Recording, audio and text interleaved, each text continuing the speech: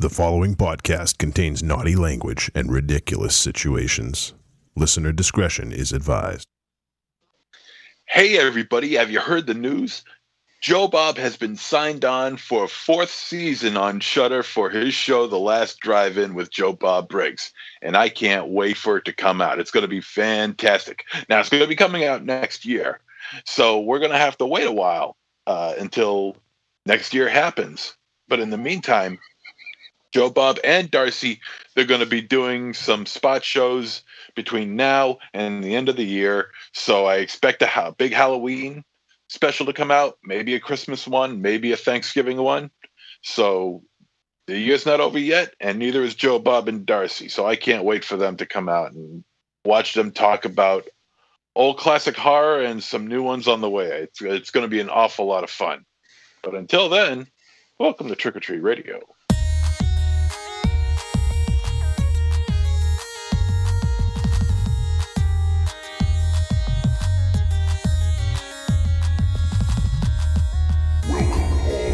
Zombies.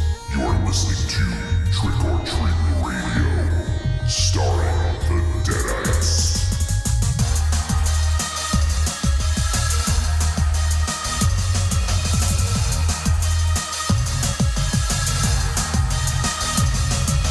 Welcome to episode 465 of Trick or Treat Radio.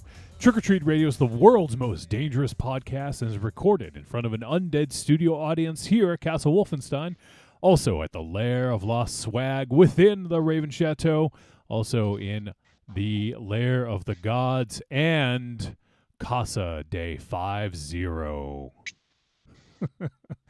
Well, once again, we're all from different locations. Will we ever be in the same location ever again? Nobody knows. What the fuck? Raven Chateau knows. I know. And it's a big no. Why is that, Aries? Because I'm comfortable here. I got myself a new chair. You weren't. I have no reason to go. You weren't comfortable in Raven Shadows. You were. Does that mean that means you were uncomfortable? Yes. I was uncomfortable there. Dude, he makes himself at home. He takes my fucking doors off. He yells at my fucking dog. No, he takes your doors off because you beg him to. I didn't beg him. I asked him to help me. You asked me to get the couch into the house. The couch got into the house. Yep. Yeah, you didn't say how. And like a friend, and like a good friend, he feels guilt tripped about helping you, so he has to help you. Yes. I mean, like a good fucking neighbor. Stay there. But I mean, like, you know, I respect Aries. I love Aries. I was talking a lot about Aries. How much do you love him? Infinity plus infinity. Okay. How much is that? I love you 4,000 or 3,000. That's even more than Tony Stark's daughter. Okay. What? Aries, has he ever asked you for a favor of him, a favor from you, and you declined? Yes.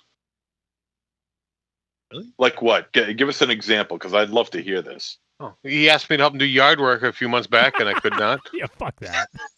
Can you come mow my lawn for me, Aries? No, I'm not going to mow his lawn, but if he's doing legitimate yard work and he wants someone to help him side by side and I'm available, I'm always willing to help out my friends. That's what makes me happy, is helping out my friends. Yeah, but I'm more than just a friend, right? Like, I'm just... Oh, hey now. No. Weird, Johnny. But no, I think we have a certain, connection. We have a rainbow connection and a history together. We were on a soccer team that you don't remember me, but I was there when you discovered pizza for the first time. That's fun. And I think you and I are brothers. And I would never ask a god to do something that, I could do. But if I needed God-like help, I would ask Aries. And I think you know that. Moving a couch is not you need godlike help. Well, you need godlike help, all right. Well, doing anything is godlike to Raven Shadow. Yeah. The fact that I have a pickup truck and can carry it is godlike to him. It's fucking it's like fucking Zeus. Nice. Raven Shadow, if you could have any god's abilities, what god would that be? And why? Eros, brother. Eros? Yeah. Eros, right? Just making sure. I love how Eric John is one of the Three Musketeers. Because he's putting it in the show notes. No, that was Eremos, motherfucker. Athos, Porthos, and Aramis. And then D'Artagnan. And D'Artagnan, All right, so you want to be Eros, the god of love. Thank you. Why? the god of what? Eros is what? The god of what? Raven Shadow just wants to get ass. He doesn't like ask about godlike powers, and Show. you just want people to touch Pussy. you. I want pussy. You The just god want of pe- pussy. You just want people to touch you. What the fuck? Yes, God, come you're a pervert. But I like that. I would say I would want either a healing factor like Wolverine or stretching powers. Just to be fair, maybe teleportation. So I can Why get home stretching powers? I never understood that. Not just you, but just in general. Why would you want that? so I can elongate. Right. What? So you could reach across the room? Yeah, Whoa. So everything comes back to fucking for you. yeah. Is, I mean, is it- sorry. Yeah, I mean, I don't know what gave it away. My record. I mean, what? Eros and you want to stretch. What the Yeah. fuck? Oh, healing powers too. So that way I could just Oh, keep doing. so I could regenerate and my stamina will get going. You know what? I think you ate your lucky bamboo. I think that's why. I think you're hallucinating, dude. No, he smoked the bamboo. low over here. Yeah. I just want to point out that Double D checked in, and it took him all of 30 seconds to question your shirt. I gotta get back to this God thing in a sec, but I'll read Double D's question. It's a quick question: is the shirt MZ is wearing made out of Saskatchewan seal skin? We wondered the same exact thing. We didn't put it so eloquently, Double D, but Well, this did come from the Super Dave Osborne line, so, and all of his everyone knows that Super Dave Osborne's seat belts are all made of Saskatchewan sealskin bindings, so it could be, and that's all I'm going to say about that. I don't even know what that is. What is there a label on that? What can you stand up? I'm fascinated what's going on. yeah, it really looks like you're wearing like satin or like some sort of What do like velour. Yeah, you're like fucking. Oh, fucking, whoa. And we get the crotch shot. Asking about the shirt, we get a whole lot of balls. Oh God! it's Rufus. Jesus.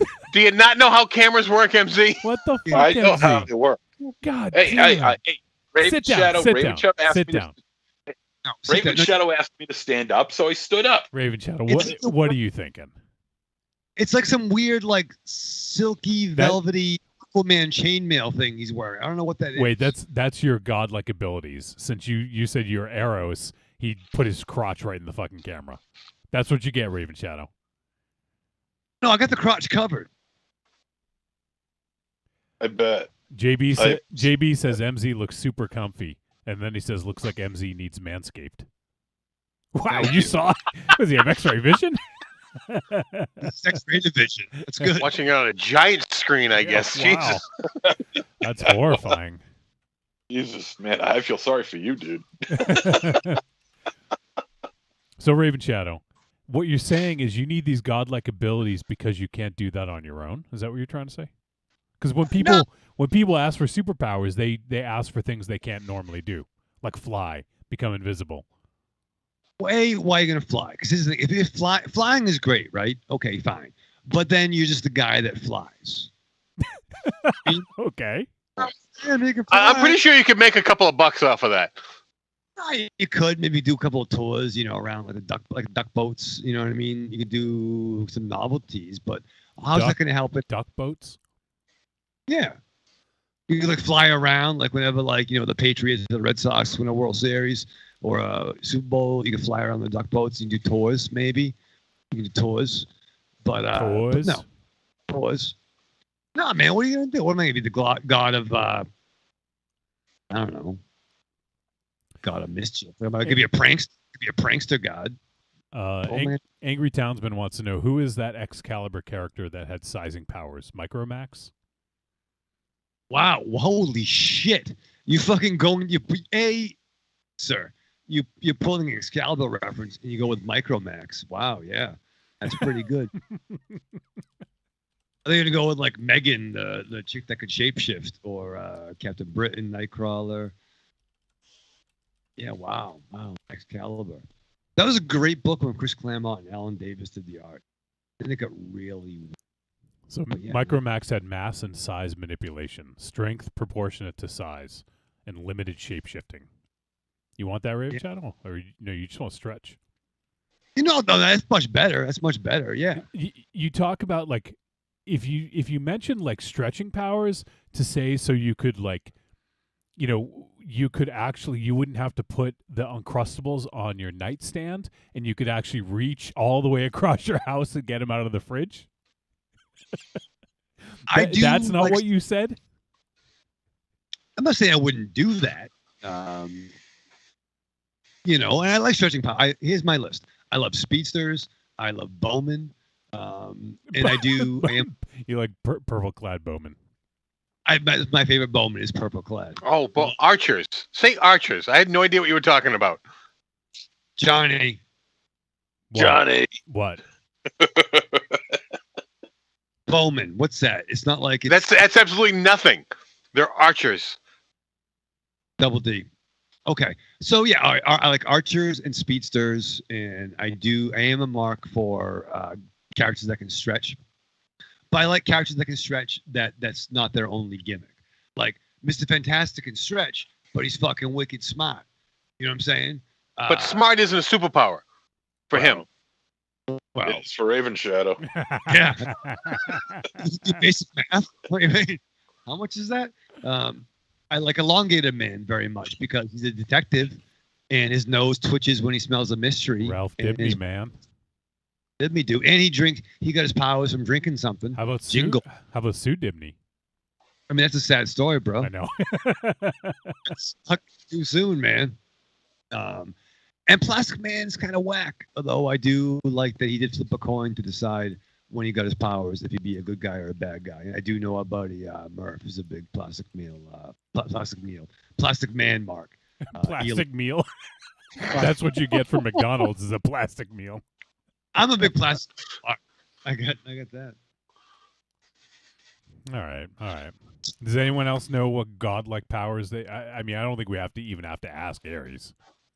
I got my wish, so I'm content. Yeah. MZ, if you could choose a godlike powers, what would they be? Oh God. Yeah, exactly. That's what we're asking. He's like George Burns. The ability to smoke cigars until I'm 100. Hey, Stacy. Hey, Tracy. You want to go smoke a cigar with me? George fucking Burns. Fuck. You know, I worked with Charlie Schlatter in that movie, 18 Again. What a dick. I haven't even thought of George Burns in like 20 years. Actually, I watched 18 again. I watched 18 again about 4 months ago for the first time in like 30 years. Wow. It's a good movie. It's not terrible, But it doesn't have a lot of George Burns in it. It has the other guy playing George Burns. Yeah, Charlie Schlatter. Yeah. He's just acting like George Burns. Yeah. He was like Michael Dudikoff, but like made for TV Michael Dudikoff. Yeah, made for TV's Michael Dudikoff. But it also had Jennifer Runyon in it. And she fell off the face of the earth. She's not acting anymore. Hasn't for decades. But it had Jennifer Runyon. I think it also had Pauly Shore in it as well. Holy shit, did it? Yeah. Was he the buddy? Of course he's the buddy. That's all he ever knows how to play is the buddy. Yeah, buddy. Oh yeah, he was, yeah. Okay. Oh man, I don't even know if I've seen that. I know I recognize the cover, the box art from when I worked at the video store, but I don't know if I ever saw it.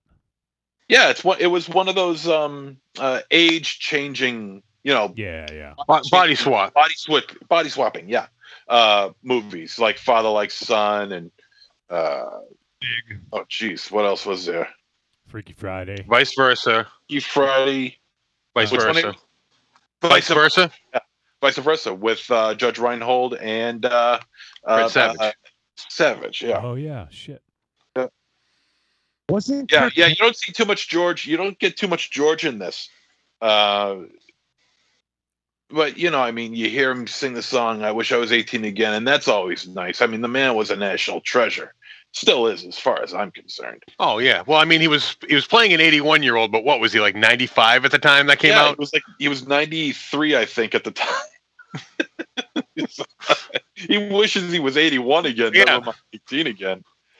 Yeah, he's got Ian Zerling from Beverly Hills 90210. And it also had Red Buttons was in it. Was it Red Buttons or Red Skeleton? I think it was Red Skeleton. Red I Button. think. I think it was Red Buttons or Red Skeleton or Red Fox. Red 5 checking in.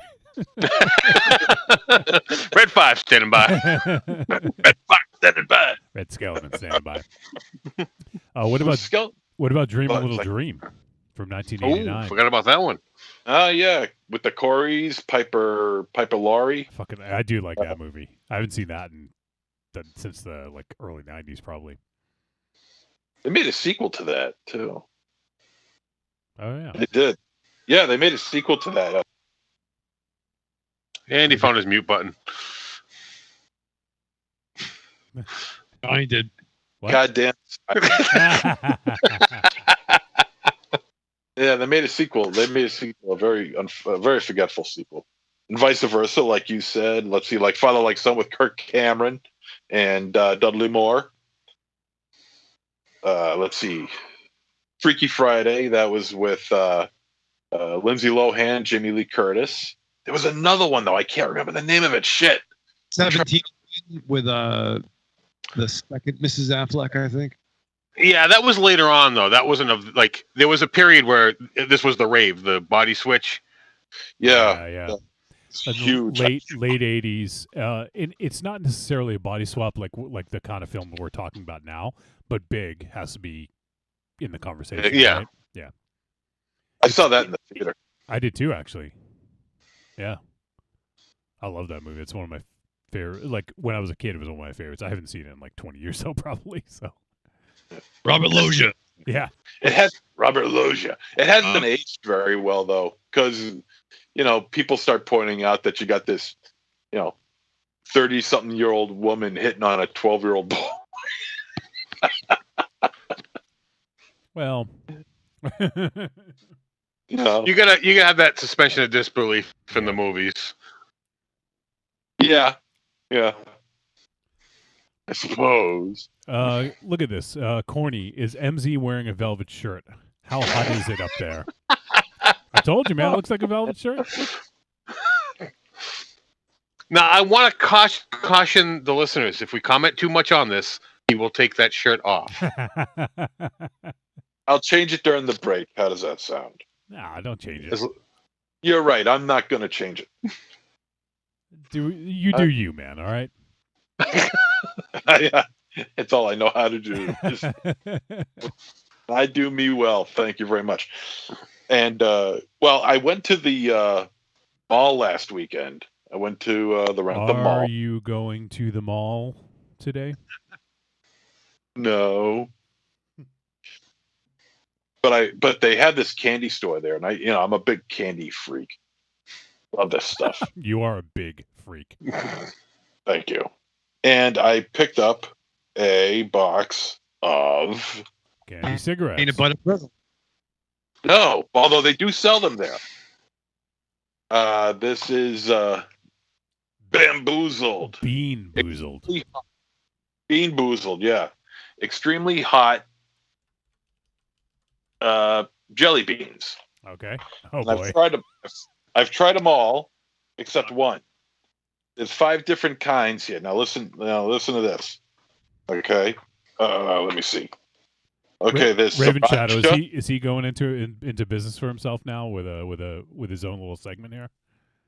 Yes, I'm I just am. gonna should probably get his EpiPen ready. Yeah. Something like I don't have any.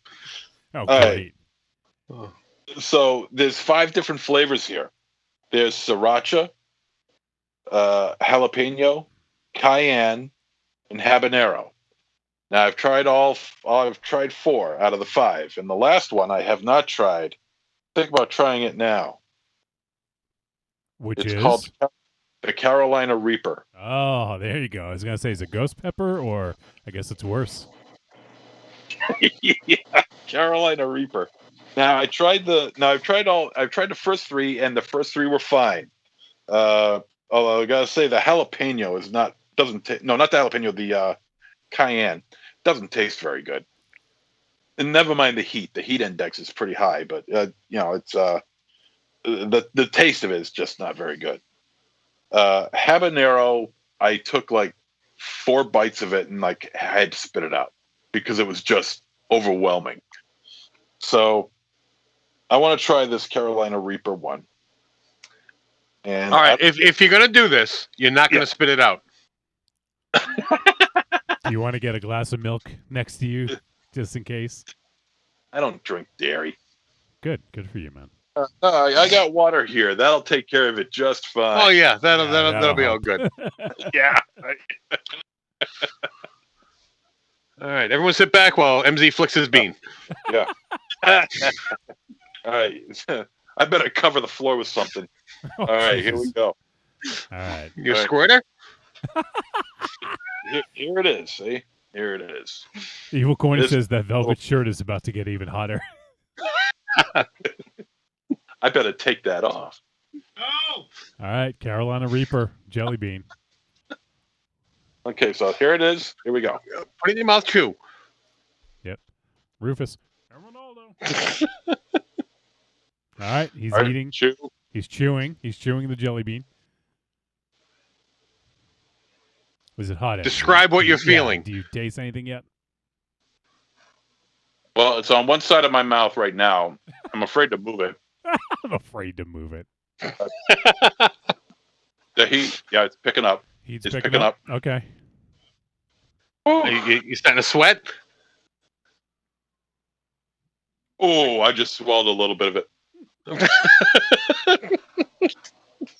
Aaron's right. done it. Yeah. Famous last words. No, I gotta ask. When did you have the other ones? Like today, or like No. A couple days ago. You don't look all in the same day, or staggered, Spaced out. spaced out? You have any reactions on the flip side of this I almost coming spit out? I almost spit out my fucking drink when Raven Shadow said, "You don't look so good." I'll be back. What the fuck?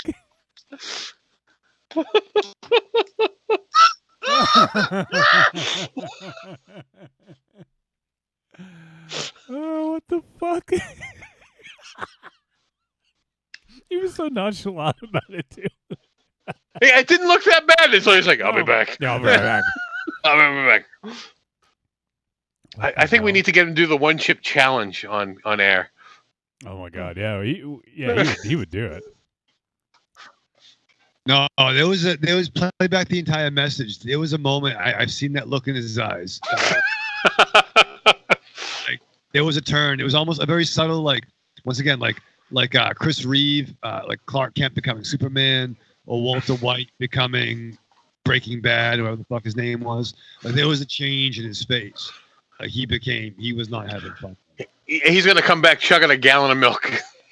Yeah, just fucking. I should have got the milk, Johnny.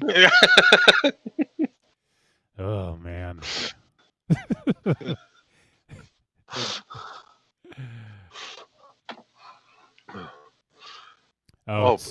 Marion just pointed out something I think I need to change. Yeah, you guys take over. I think the Take over. No, take over. I just have to change something. The Iron. I think the episode title was wrong on YouTube, so it's got to change it real quick. Ah, okay. Yeah, that's not good. I hope MZ's all right because he's been gone a while, and He's just trying to. He's probably chewing on ice cubes right now. there's I mean, it's unpleasant. Glass of milk. He's got a glass of milk. I don't. That's a drink glass dairy. of milk. I don't Yeah. drink dairy. Where's your milk mustache? I really don't drink dairy. And you're drinking it. I don't always drink dairy, but I Whatever. do when I drink fucking habanero peppers, fucking jelly beans. How much did that cost? That was fun. Oh, How you holding up? oh my God. Dude, get Damn you, Jelly Belly. Damn All right, you. MC, eat another one. No, Yeah. fuck you. Oh, tough guy. I have a good idea. Take one of each and put them up your nose. well, better yet, just cut it in half and then shove it. No, grind them up and snort them. Yeah, do a lot. I'll come over. Will you come over here? Yeah. Gotta feel different. So was that the worst one of them all? Then MC, I assume. That was, yeah, that was the apex of them all. The apex. Now, did they have them rated on the box? You knew this was going to be the worst one? Oh yeah. Oh God. Are you going to make it through this box, or are you going to throw this box away? Because that's a big box. Oh. Yeah. Are you gonna have Well, another I one? mean, no. Are you going to put out a bowl of jelly beans for visitors now? I do have these. What are those? These are other Jelly Bellies. Okay. Use your words, because Draft beer. So you got beer jelly beans. Yeah. You're going to get drunk now. Okay, this is No, good. you don't get drunk off of these, but man, these taste horrible. Here, try them. It's like Narragansett beer. It's the most like So it's like water. pretty much beer flavored water though. Beer flavored water. Okay. Then I So- also have these Oh, what's that? What do you get now? Tabasco. Tabasco. You're a glutton for punishment, aren't you? How much money did you fucking spend on jelly beans? Oh my God, really? That's the question you're coming up with? $40. Well, it's a jelly legitimate beans? Yeah. question. You just showed us like 10 different types. Yeah. You're 50 They don't cost a they don't cost a quarter anymore. You just showed up all these jelly beans that you're not going to finish a single one of these containers. No, I will. It's going to take a while, but I will. No, see, here's what it looks like. Okay. Oh, so you're supposed to spin that and then pick a jelly bean. Yeah, you're supposed to. So they know. Oh my God. It's like playing spin the bottle with himself. You're gonna eat that entire box of jelly beans. Not at one time. I'm not. Not at one No. time, but Will you polish it off eventually? Eventually, yeah. I've eaten about maybe 8 or 9. Counting this one, I've eaten about maybe 8 or 9 jelly beans. now after this reaction, you're still gonna have another one of this style of jelly bean, this flavor. Yeah, I paid for them. You pay. That doesn't mean shit.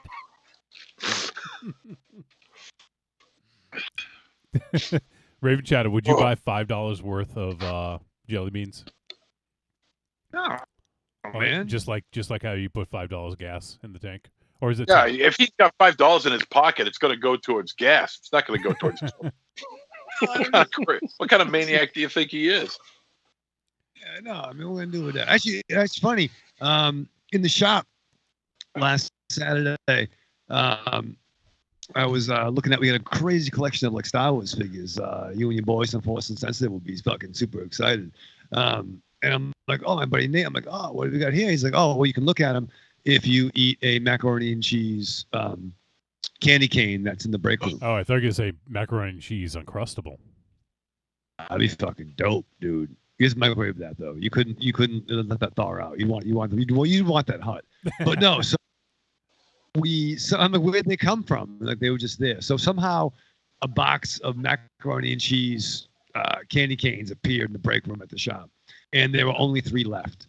What the fuck? So I was kind of intrigued, but I didn't take one home. But I should have. If they're still there this Saturday, I'll bring one home. That's your story. What was the stipulation? If you ate one of those, you got a figure. I could look at the action figures that came in. What? You could look at them. That's lame. See, Well, look, it was like so that I put him fucking out, but it was you had to be there for the natural conversation. It was nice Grand Admiral Thrawn and Mara Jade 2-pack. You'd like that, I Johnny? do. Yeah, I would like that. Timothy Zahn up in the house, huh? Or the Snurb. Get it on like Tim Zahn. Ugh. Timothy Zahn. You can take that for your little Force and Sensitive program. Oh, thank you. little program. Yeah, biggest episode. Cad Bane showed up this week. I know, fucking. Don't fucking tell me. That's spoiler, man. It's in your fucking notes. Well, people who listen to the show, maybe they haven't seen it. yeah, just like not everyone reads the movie synopsis before they watch the movies. Aries, it's in his notes. Yeah, that would be the show synopsis. Yeah, Maybe some people want to be maybe surprised. someone's avoiding it. Yeah. Wow. Corny. Wow. Cody.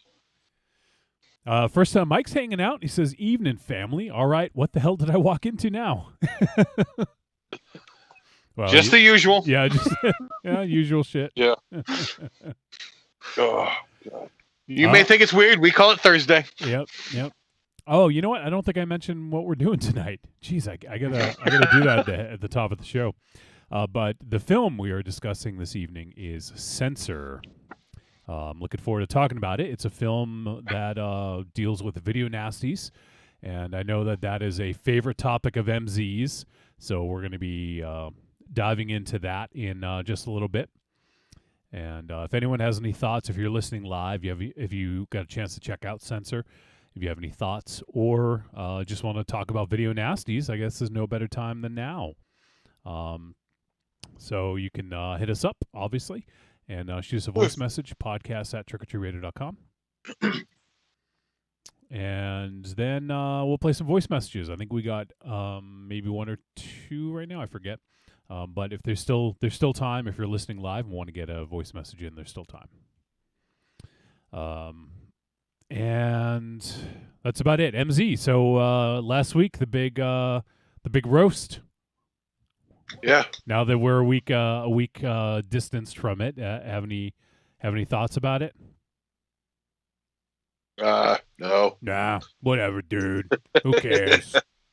Oh, well, of course, I want to thank everybody again for sending in their voicemails and their congratulations towards my half century. It's a reality, I'll tell you. It's a reality. And I'll tell you this, just because I'm 50 doesn't mean I'm going to stop. I'm going to continue saying stupid things. I'm going to continue doing stupid things. You have no choice in the matter. No, this is pretty much my DNA is pretty much hardwired to this. And I'm going to keep on thinking stupid things. So, In fact, he's thinking stupid things right this moment. yes, like how stupid was it to eat a Carolina Reaper just now? And No, I think the more stupid thought is I'm going to finish this box of hot jelly beans. that is a goal. Even if I've hit my mid 70s, if I still got one more in there, I'm going to eat it. God damn it! You're going to be eating those in 20 years. I don't know. Do jelly beans go bad? Do they ever Probably not. hang around? They I don't probably think- get stale. They probably get stale, honestly. I mean, do jelly beans? I mean, I don't know of anybody who's ever had jelly beans stick around long enough to the point where they find out that they're no good anymore. So I don't think you're going to get sick, but they might harden and become very difficult to chew. And I think sucking on a jelly bean is going to be very unpleasant. well, I imagine an old man sucking on it would be very unpleasant. Well, But- I'm talking about for your perspective, Oh. not for the world. No one wants to watch you suck on anything. Even with your cells. That's right. TSLs. That's right. I don't. Yeah, you goddamn right, Raven Shadow. TSLs. You just keep that in mind. All of you, all three of you. You Just could have remember that. you could have sent me a private thank you message. That would have been nice. You three just keep that in mind. Hey, Raven Shadow, you could have kept me in the loop with your plan for MZ. And I know that, and I talked to Mary about it. I told her we talked on Saturday, and I said I think I really upset Aries, and it really hurt me. We talked in the kitchen, and So she was the one that told you to message me. No, I know. So I should thank her for the apology. No. That was from my heart. That's right here, and I thought about that. No, but then I told her, I'm like, I texted Aries, and I think he's still mad at me. He said he's not mad at me, but I think he is mad at me, and it hurt my feeling. And it hurt my feeling that I hurt your feeling, your one feeling. Are you trying to gain sympathy from excluding me? I'm not sure but if it happens, it's okay. But what I'm trying to say, it really isn't okay. But no, I felt bad. I felt bad, but it made for great radio. I got a lot of positive feedback about leaving Aries out of it. You got positive feedback.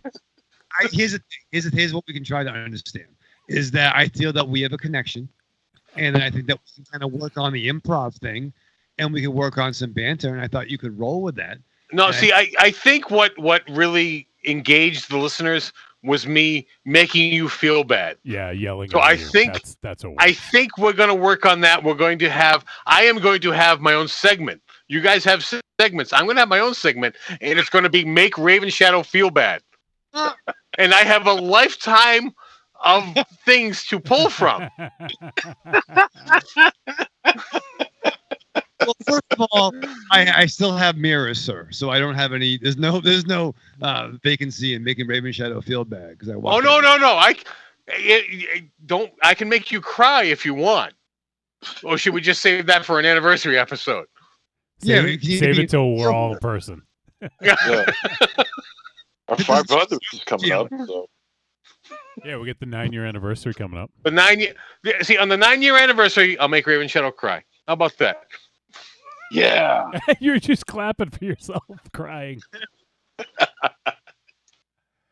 All right. Oh shit! Like, yeah. Marion says, "I can help if you need topics, Aries." Although I appreciate it, I have plenty. I've known him for a long time.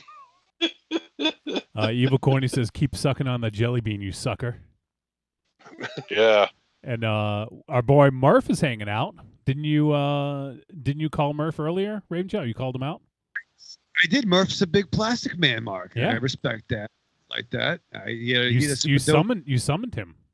I did. I said, Eel O'Brien, Dopey Dickles. Dickles. Okay, that's a deep dive. Oh man! All right, so we should start wrapping up this intro because you want to keep going, Aries? I'm having fun. I don't know. I like the banter. That's why I'm here. I'm here for the banter. MZ, eating the jelly bean. Yeah. Yeah, spin the wheel. Yeah, spin the wheel. No getting up this time. If you get Reaper, we'll let you respin. Okay, Reaper. All right, spinning, and it landed on Cayenne. Oh, that's the one you didn't like, right? Yeah, that's the one that kind of sucks as far as flavor goes, but I'll eat it. All right. Let's see. I just want to make sure I grab the right one. Yes.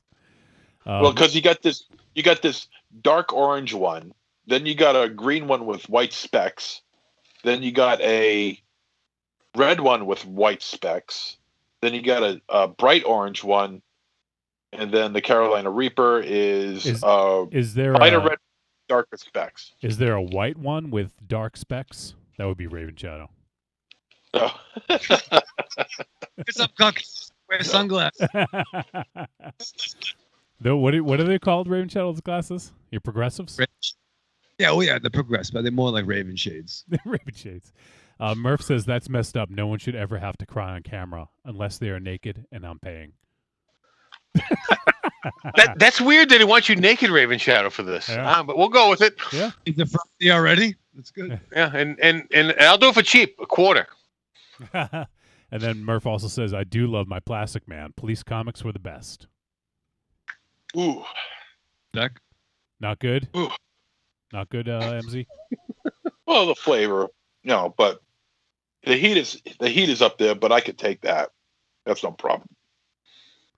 How's your butthole after all this? Like, yeah, Come How's over and your find out. butthole? Why don't you come over and find out? That's a question. I'm sorry. Did I cross a line on this show? No. All I can just see Aries asking that on a date with his wife. How's your butthole? So, how's your butthole?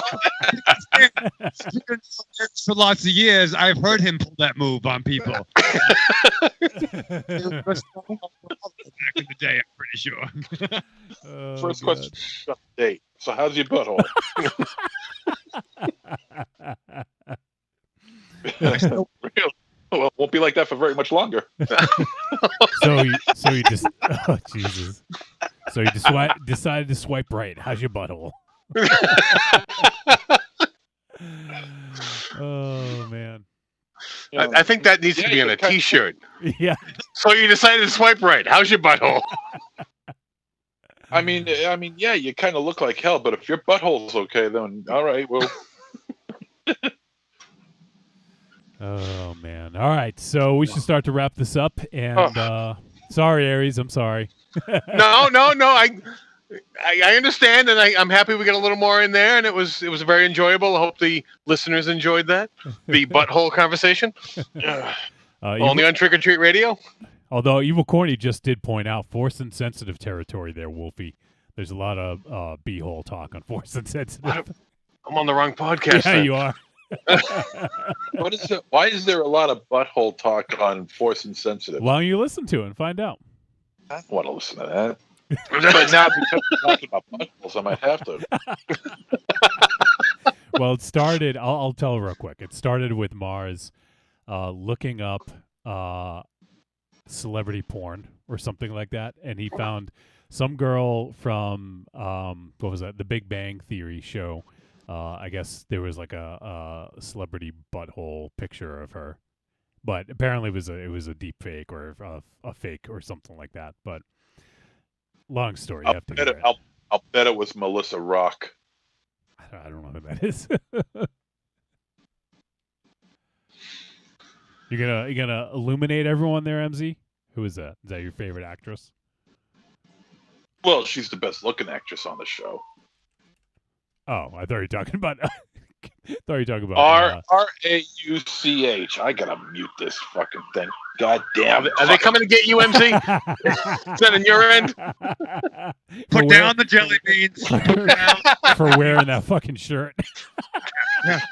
Sir, you're Sir, being we have arrested. we have reason to believe you have a Saskatchewan seal skin for a shirt. We need to take you in. That's illegal. You can't wear velour this side of Labor Day. The fashion faux pas. This thing is the farthest thing from velour. I don't even know what. It's so shiny. It looks very warm. I'm concerned. I think that's why you're so hot. What's that? Stop it! You're blinding us. It's not a bad shirt. It's weird. I think it'd be nice in a club. No, I don't even. No, I'm gonna go on record. That's a bad shirt. It's weird. Thank you. All right, so let's wrap this up, and we'll tell you about all the ways you can help support the show. Speaking of support, Raven Shadow, you have another announcement. Let's reinforce this announcement that you made last week. Go ahead and make that announcement, Raven Shadow. I'm so excited, John. I actually have two announcements, but I think I'm going to go with what I think you think that I'm going to think that you want me to say. And that one is this upcoming July, right? We celebrate our Independence Day. But before that happens, before the fireworks and the sparklers, I want to celebrate our Dependence Day, as we talked about before. So that's right. July 2nd. 9 p.m. Eastern Standard Time, the triumphant return of the Blackout tapes. That's right. In the Discord chat room, we're all going to be there. We're going to be talking all raw. There's going to be angel trumpets and devil trombones. You are invited. So that's Dependence Day. That's the name of this subtitle of this Blackout tapes. It's going to be a Dependence Day celebration. So bring all the shit that you fucking need to survive, whether it be fucking fucking chimichanga, fucking jelly beans or whatever you got over there. Chimichanga. I'm not. Are there going to be rusty trombones in this? There'll be some rusty. Yeah, maybe. I mean, Rock might be coming. Rocky's coming, so probably he'll definitely have a fucking, an angry seal maybe or some shit. But yeah, no. Blackout tapes extravaganza, get fucked up, bring your shit, because no one's going to work. We'll have to work that Saturday, but not till noontime. So until then, yeah, we're gonna party, dude. We're gonna party. Blackout tapes return, please. So July 2nd is now known as Dependence Day. But thusly dubbed, moving forward, or at least the Friday before Independence Day. Right, it's a day our truth be told, every day for Raven Shadow is Dependence Day. How many dependents do you have, Raven Shadow? Dependents? Yeah, how many do you claim on your taxes? Is Ollie a dependent? Yeah, Chloe. Somewhere.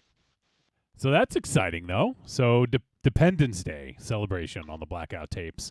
And that will be July 2nd. I'm sorry, did you say a time? 9 p.m.? Yeah, 9 p.m. Eastern Standard. 9-ish p.m. Eastern Standard Time. And that will be on our Discord channel. So and to get into the Blackout tapes, you have to be a Patreon supporter.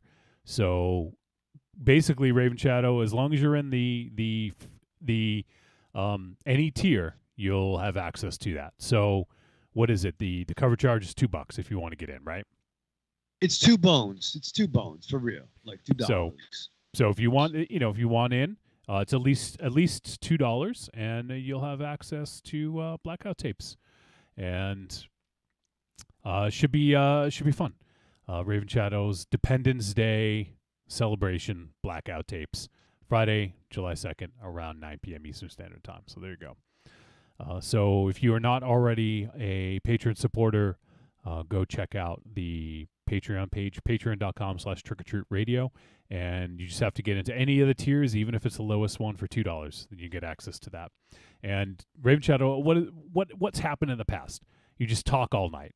Basically the idea is you talk until everyone passes out, right? Yeah, no, it's a free form flowing conversation. It's we're all at the Denny's table, but yet we're on our phones. You know what I'm saying? So like, so basically, it's like going to Denny's now for kids. They go to Denny's and they're just all on their phones. It's true. Or MZ. Yeah, MZ is pretty much a millennial. Wow, look at that sad face on MZ. Jesus Christ. Yeah, pretty much a millennial. You pretty much are. You're on your phone. You're on your phone as much as a millennial. He's like lost. He's like he's got no retort for that. I am? Dial D dementia. Oh, Marion says Raven Shadow goes until his phone battery dies. So until you pass out or your phone battery passes out. It's sexy, right? You need did you get that charger ever? Well, I had a charger, Johnny, but what happened to it? No, I do. Yeah, I get Marion got me like a 100-foot extension cord. 100-foot. Yeah, it's 100 foot. It's like that movie Caveat last week. I'm like a dog in the backyard. I can only go so far. Oh shit. Murph says the wife and I are hitting Las Vegas for the weekend of the 4th. So it sounds like Murph won't be around, but have fun, Murph. That sounds fun. First time Mike says I'm working the 3rd, and I think me and first time Pa are going to a car show, weather permitting. Nice. So, well, we understand it's a holiday weekend, but we haven't had one in a while. We want to, get one in. There'll be others. We'll probably do another one before the summer's out. Spec. First time Mike says I promise not to snore. It's okay, baby. It's nice. No, we go deep, man. We go the distance. We go for fucking. We talk all raw, and I'm up if you're up. So if you're still fucking there, I'm jibber jabbering. Well, Marion has pointed out that you exaggerated as always. You got a 10-foot cord. Yeah, not 100. Respect. All right. Well, yeah. Well, maybe I don't know exactly how much the length is, but it's long. Well, if you don't know, I think you and her have different definitions of long. Raven Shadow, Is what she's saying. Do you wish your cord had stretching powers? Well, you use the thumb to measure, right? It's from the base. Base, right? It's from the base. Oh God! You measure your dick from your asshole? Is that what you're doing there? From the roots. What is going on? Bad things. All right, so there you go. If you guys want to come hang out for the blackout tapes, it'll be on our Discord channel at 9 p.m. Eastern on Friday, July 2nd. So go ahead and give that a look, and head on over to patreon.com/trickortreatradio to sign up. We do have hopefully have some news coming about the next Masterpiece Theater Movie Club as well. I actually asked people if they'd be cool, because I have an idea for a film, but it's not streaming anywhere, so I just want to make sure everyone would be cool with like either having to pay for it or seeing it through other means. So we'll figure out how that goes, but we should be able to announce something on that soon as well. And yeah, there's a bunch of other stuff on there as well. So give the Patreon a look, patreon.com/trickortreatradio. And also, there's other ways to support the show. You can head on over to trickortreatradio.com, scroll down on the front page there, and you're going to see a Amazon logo. You click that, it brings you to Amazon. I know Prime Day just passed, Raven Shadow. Did you get anything on Prime Day? No. Do you know what Prime Day is? The day that Optimus Prime died for your sins, Johnny. And then began. And it showed that we all had the touch and we all have the power. And Ultra Magnus said shit. Maybe Prime Day should be Dependence Day, because that's a sad day for a lot of people. I mean, he got better. He's a fucking robot, right? Sorry. He got better. Yeah, but I was fucking traumatized. I saw that back in the day. Didn't feel good. MZ, did you get traumatized? no. No? No. You're a big, I've seen it. yeah, you're a big Transformers fan. You didn't get. Well, when at first, yes, because nobody expected it. I didn't expect it. Well, to be fair, I was like 12 and he was 35. Fuck. When the film came out, I was 15. You're 50. So much stuff. I think it might have been 9. So you guys check that out, and when you go to Amazon, it inputs our affiliate link. Everything you purchase in that session will get attributed to us. It doesn't cost them any extra, Raven Shadow. But it's another way to help keep the lights on. That's right. And so like I said, it doesn't cost any extra. We just get a tiny cut for sending you to Amazon to buy their shit. So that all goes to help support the show. We have a bunch of fees. We got the podcast hosting, we got the website hosting, we'll get all the fees associated with streaming live with the software that we use, and all the equipment that we have, lots of stuff. So if you guys want to help support the show, we would appreciate it very much. All right. Finally, trickortreatradio.com, click on the store. We have Greatest Hits, volumes 1 through 3. So give that a look. We've been doing the show for almost 9 years. And I don't expect that you guys have heard every second of the show. So, you can go ahead and check out the highlights, the lowlights, the midlights, everything in between, the arguments, the interviews, all that stuff, all that good stuff. So you can check out the Greatest Hits. And you can help support us all those ways. All right, Raven Shadow. So you sit down to watch the movie Censor. I know you're not a big fan of censorship, so maybe you're a little pissed finding out we're doing a movie about censorship, but what'd you do to prepare for this movie? Oh, I call bullshit on that, Johnny. I just start swearing in the house. Okay. I start swearing in the house. I take artful nudes. I do a lot of full frontal. Just me and Malone. By myself. All right. Drop pics. I wasn't going to go here. I had something else planned, but I kind of tried to jump on that, but it kind of became weird. So maybe I should stop. Yes. Yeah, you think? Yeah, I'm probably gonna. Unless Aries, maybe you can come over.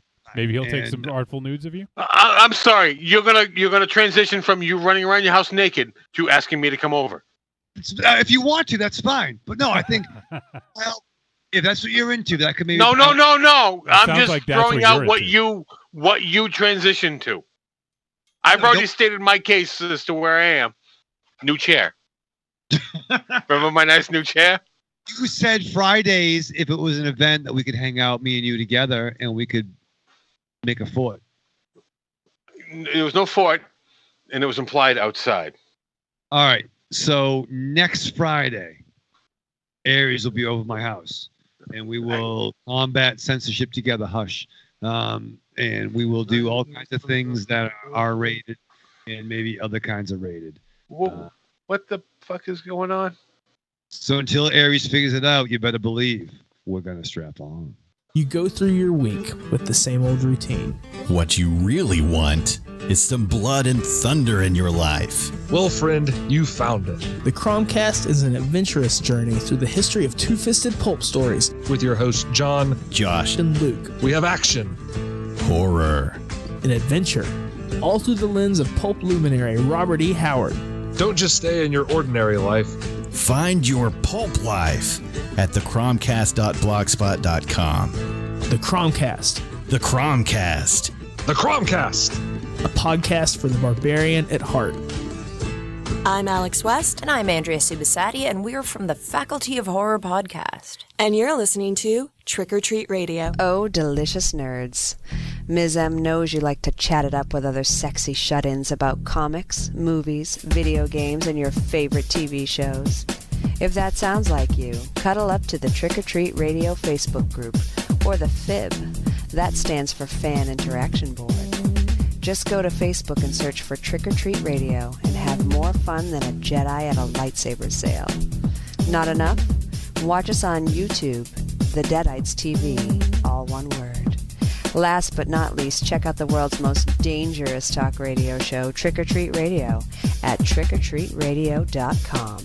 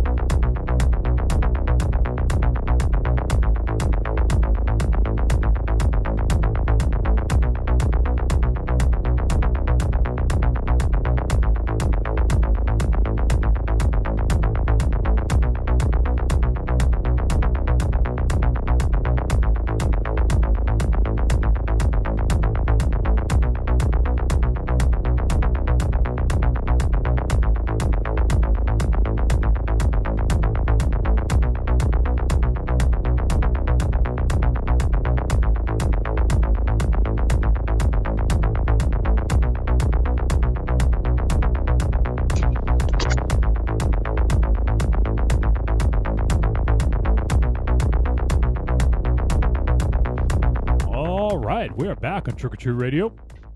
Yeah. Some of us are. Yes. Did you miss us? I'm not very surprised Raven Shadow's not here. Yeah, big shot. We should just talk shit about him until he gets back. Okay. Do you want to tell a story, Aries? No. It's more fun when you can actually hear me and then you can see the pain in his eyes. The pain in his eyes. Maybe that's why he wears the glasses, so nobody would see the tears. All right, so we're going to talk about a movie called The Censor. This movie is from 2021. It just got a release on VOD just, what was it? A couple days ago, I believe. Let me just get the actual date here. On the 18th of June, so just under a week ago, it was released on VOD. So you guys can check this out, and it may be playing in some select theaters if you're brave enough to go back to the theater. But the film was released by Magnet Releasing, and it is directed by Prano Bailey Bond, and also written by Prano Bailey Bond and Anthony Fletcher. And the film stars Neve Algar, Michael Smiley, Nicholas Burns, Vincent Franklin, Sophia Laporta, Adrian Schiller, and we also have Claire Holman and Andrew Havel. Synopsis: after viewing a strangely familiar video nasty, Enid, a film censor, sets out to solve the past mystery of her sister's disappearance, embarking on a quest that dissolves the line between fiction and reality. All right, so this one, right off the bat, got me interested just by invoking video nasty. Now, MZ, do you mind talking a little bit about video nasties before we go a little bit deeper? No, I don't mind talking about them. Well, back in the early 80s, in Great Britain and England, video nasties were something titled by a Mary Whitehouse. She was head of the BBFC. Or one of the talking figures of BBFC, and that's the British Board Film Classification. And in England, there was this influx of violent movies that were hitting there, and they being the BBFC and just general public as well as government didn't like these influx of movies coming in that showed like horrendous violence and torture and rape and killing and all this other shit that goes on in these movies. And so they deemed, I think it was 72 movies in the early 80s to be classified as a video nasty, from movies like Evil Dead and the Texas Chainsaw Massacre, all the way to films like Cannibal Holocaust or Cannibal Ferox, or movies that have no reason being there at all. Movies like Unhinged or Eyeball. But they were just so stringent, and video rental stores would carry these things, but they would keep them behind the counter. Is sort of a privacy thing, and anybody who was in the know on this would ask, hey, do you have the Texas Chainsaw Massacre? I want to watch it. Yeah, we got it. It's right behind the counter. It wouldn't be up on the wall. And if they were caught with these movies, they would be fined and even jailed. Not to mention that all the tapes would be confiscated and burned. So yeah, that's pretty much what the video nasties were all about. And a good way to check it out on the history of this is to check out this DVD. Look at you. Video Nasties, the definitive guide. This is part 1. There's a sequel, but this is the first one. So is there a sign-up sheet for you to send that to everyone?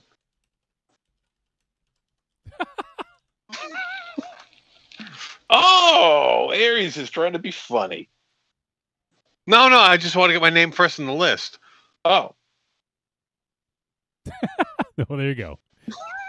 You have to see him, though, Aries. You have to see him in person. Yeah, it's just on the street. I can get that and watch it and get it back to him in 2 days.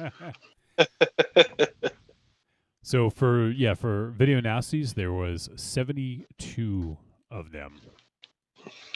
Yeah, and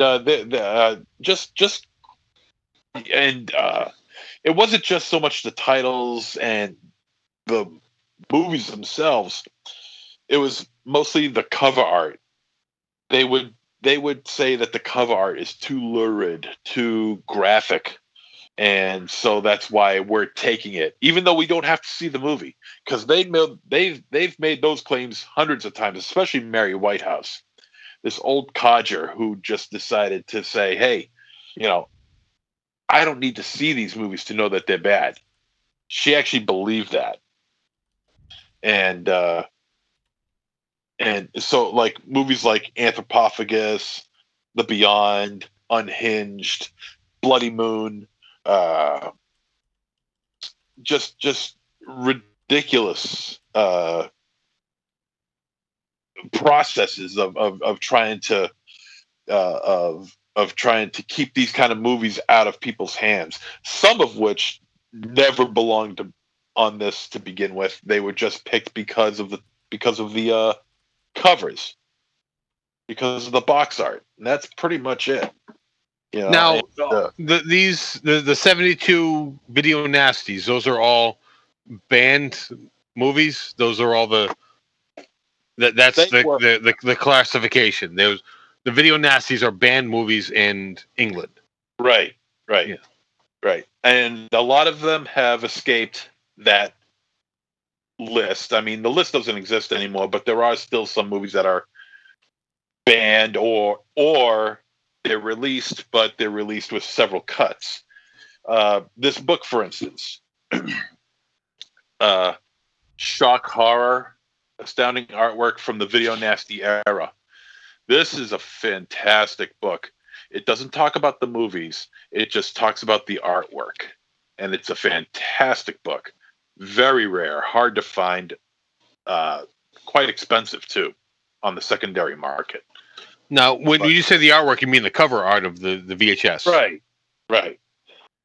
Yeah, like let's see, Flesh Eaters, Fight for Your Life. I mean, look at it. Like even Last House on the Left. Like, look at this. I mean, it's a nothing artwork. It's very minimalist, but this one got pulled because of the reputation that preceded it when it played here in the States. Yeah.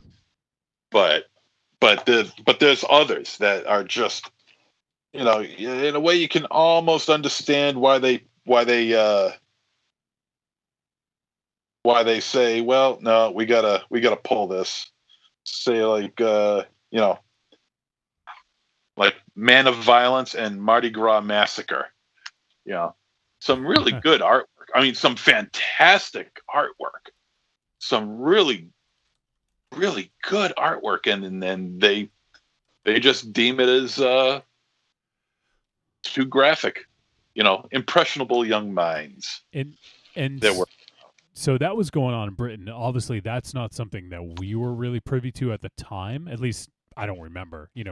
Living here though, we were subjected to the PMRC, and I don't know that they really cracked down on films. Do you guys remember them cracking down on films other than introducing the NC-17 rating?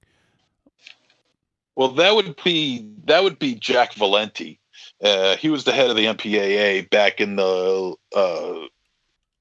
I don't know when he started, but I know things were starting to get crazy by the late 80s, early 90s. Things were really starting to get tame.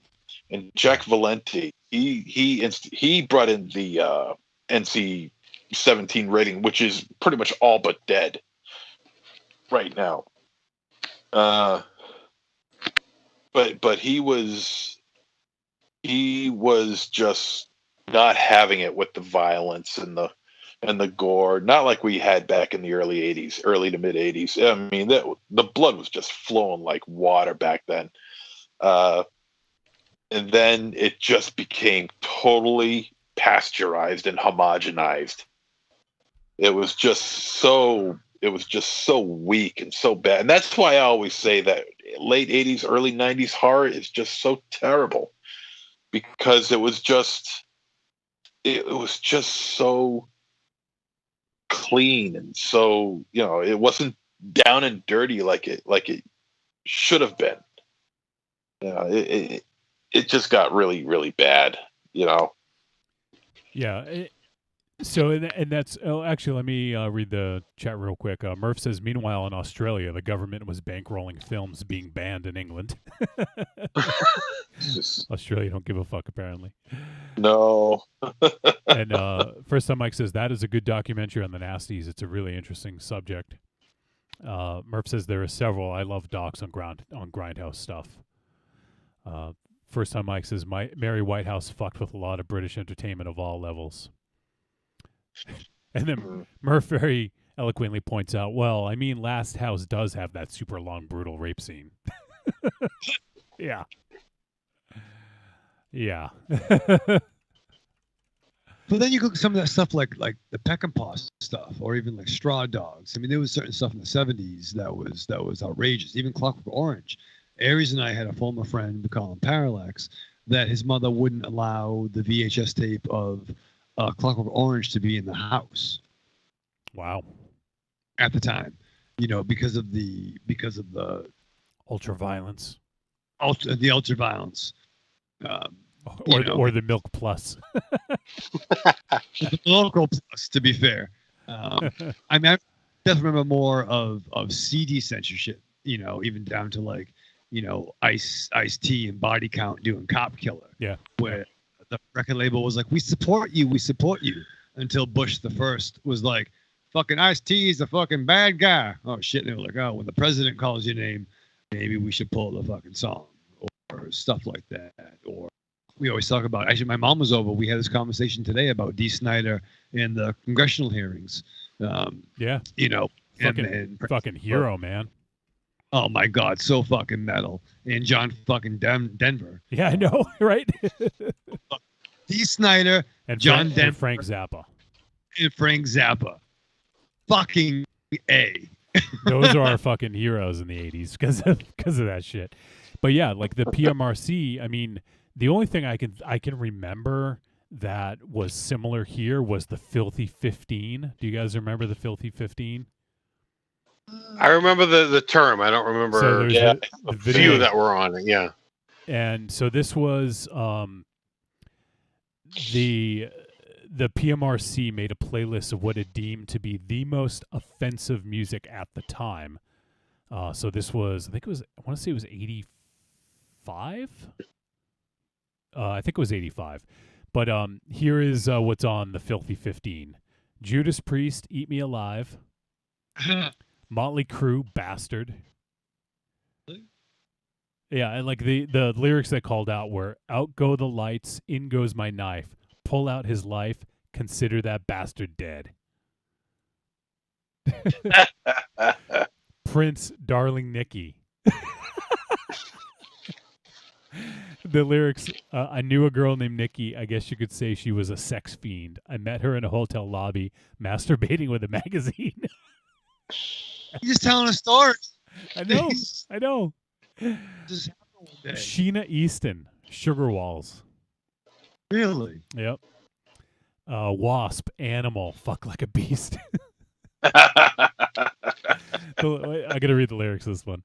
I got pictures of naked ladies lying on my bed. I'm making artificial love for free. I start to howl in heat. I fuck like a beast. Those are terrible lyrics. He should be on the list for writing shitty lyrics, not what's on it. Come on, fucking Blackie Lawless. Well, have you seen Blackie Lawless lately? Yeah, no. he works. Picture Blackie Lawless the way he looked. Picture Blackie Lawless the way he looked back then, except he looks like half melted. Oh, Jesus. I'm just gonna quickly run down the rest of this list. Merciful Fate, Into the Coven, Vanity, Strap On Robbie Baby, Def Leppard, High and Dry. You fucking kidding me? Can you believe that's on there? Twisted Sister, We're Not Gonna Take It. The explicit lyrics they call out were We'll fight the powers that be. We're not going to take it. Oh no. Madonna dress you up. I don't even know. What the fuck? Yeah. Cyndi Lauper, She Bop. Well, she bops about masturbation. So who? Yeah. But who fucking cares, right? Yeah. It's so stupid. About female masturbation. Like, you're gonna be some fucking tight Caucasian motherfucker in Congress. Yeah. Really, dude? Yeah. AC/DC, Let Me Put My Love Into You.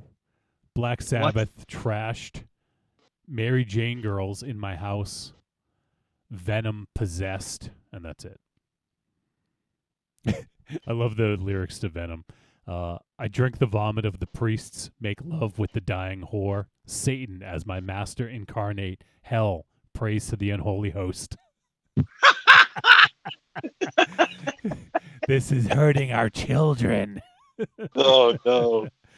I can't even imagine how that all goes to music. Like, that's just...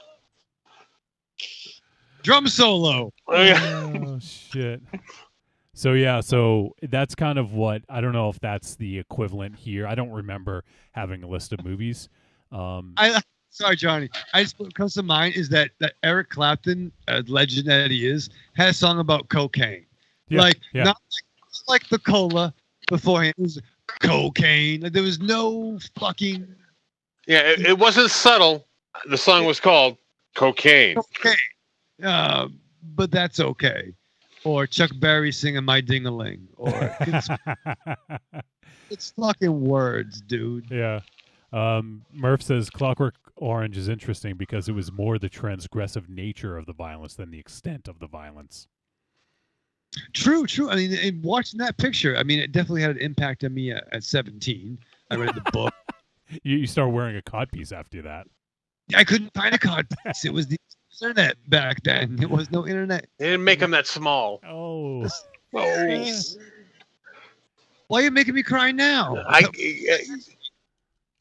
gotta get my shots in when I can. I could just strap a walnut shell with a rubber band.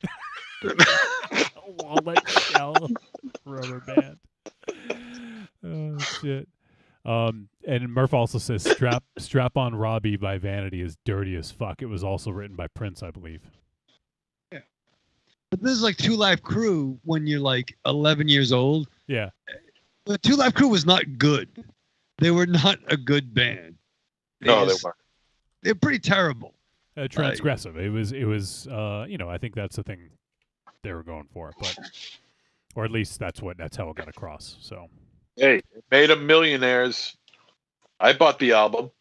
Yeah, I mean, for a time. I mean, not longevity, but I bought the album and I listened to it and I said, God damn, this sucks. All right, well, I don't want to get too caught up in talking about censorship. I just wanted to kind of, set the scene. We had the Video Nasties over in Britain, and then over here, we had Tipper Gore and the PMRC, but they were mostly kind of like attacking music, from what I recall, and then video games to an extent. But I don't remember movies necessarily getting as much attention as music did here. I don't think it was like so widespread, but video stores wouldn't rent certain movies, and it was store to store. Like, there wasn't a policy or anything. Like, I remember renting Faces of Death when I was in fucking second grade. Yeah. See, I remember being said they wouldn't rent that one at a certain store, but another one had it on the wall. Right. So, yeah, it was up to the store. So, but I wanted to kind of have that as a baseline as we start to talk about this, because I think it does matter as we talk about the Video Nasties and how it relates to this movie. So, I ran down the cast. I did want to call out that I think I mentioned this is a feature film debut by Prano Bailey Bond, and she has done a few shorts prior to this, but as I mentioned, first feature film. One of her shorts is called Nasty, so my guess is that was a short that was maybe the precursor to this. It does have a different Synopsis. It's about a 12-year-old boy named Doug who's drawn into the lurid world of VHS horror. But I would imagine that serves as some sort of inspiration for this, being, that it's a similar sort of concept there.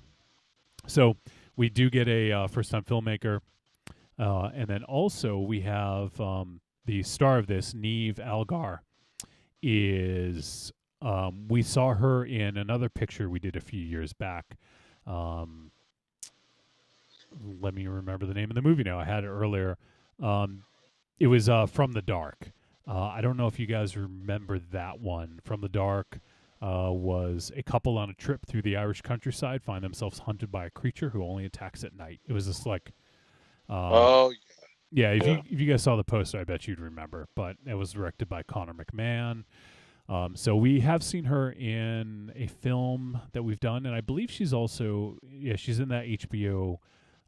Max series Raised by Wolves, which I've been curious about but haven't seen yet. So I guess she's in that as well. Let me see. Oh, and Michael Smiley is in this movie as well, and he is a Ben Wheatley mainstay. He's been in most of Ben Wheatley's films, I believe. I know he was definitely in Kill List. He was in Free Fire. And he was also in Field in England. So we've seen him in a bunch of stuff. We've also seen him in some non Ben Wheatley stuff as well. Come to Daddy he was in, and a couple other things here and there. But yeah, I dig him. I think he's a really good actor, and I like seeing him in things. In this, he played Doug Smart, who is, I think, the producer. She went to his house. Yeah. So... He had a bit of a small role, but still, kind of an impactful role. So, I guess we'll kind of run down quick, not synopsis, but kind of plot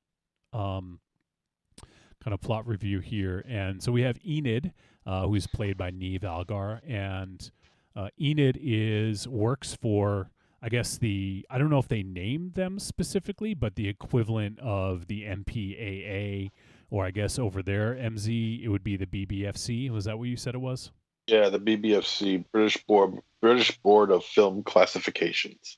Do you recall if they mentioned that in this? If she worked for the BBFC? I don't recall them saying outright BBFC. Okay. But I think it was just implied. Yeah. So regardless, it was implied that, this is the place that the organization that will rate and or reject movies. So they watch a lot of lurid shit. As I was watching this, I'm like, this is MZ's fucking dream job. Right? It would be. It definitely would. Well, I mean, that would definitely be the perk. Yeah. But I mean, you would just watch movies like this. I mean, you'd have to watch everything, but that would, to me, that would definitely be a perk. Well, the only thing. I get the feeling that this... Oh, sorry. I was just going to say, the only thing they showed him watching was horror movies and cartoons, so I think you'd be into that. Yeah, that's what... I get the feeling that this, the vision of this board was for the horror aspect of it, to pick out the inappropriate aspects of horror and in certain cartoons. And although it would be your dream job, you'd get fired after the second day. You would let everything through. Yeah, so you're like, what the fuck is wrong with this? Let it go. Maybe so, but I would have a great first day. I know that. But great maybe first day for you. That's about it. But maybe there's certain segments. Maybe there's like a group for certain genres.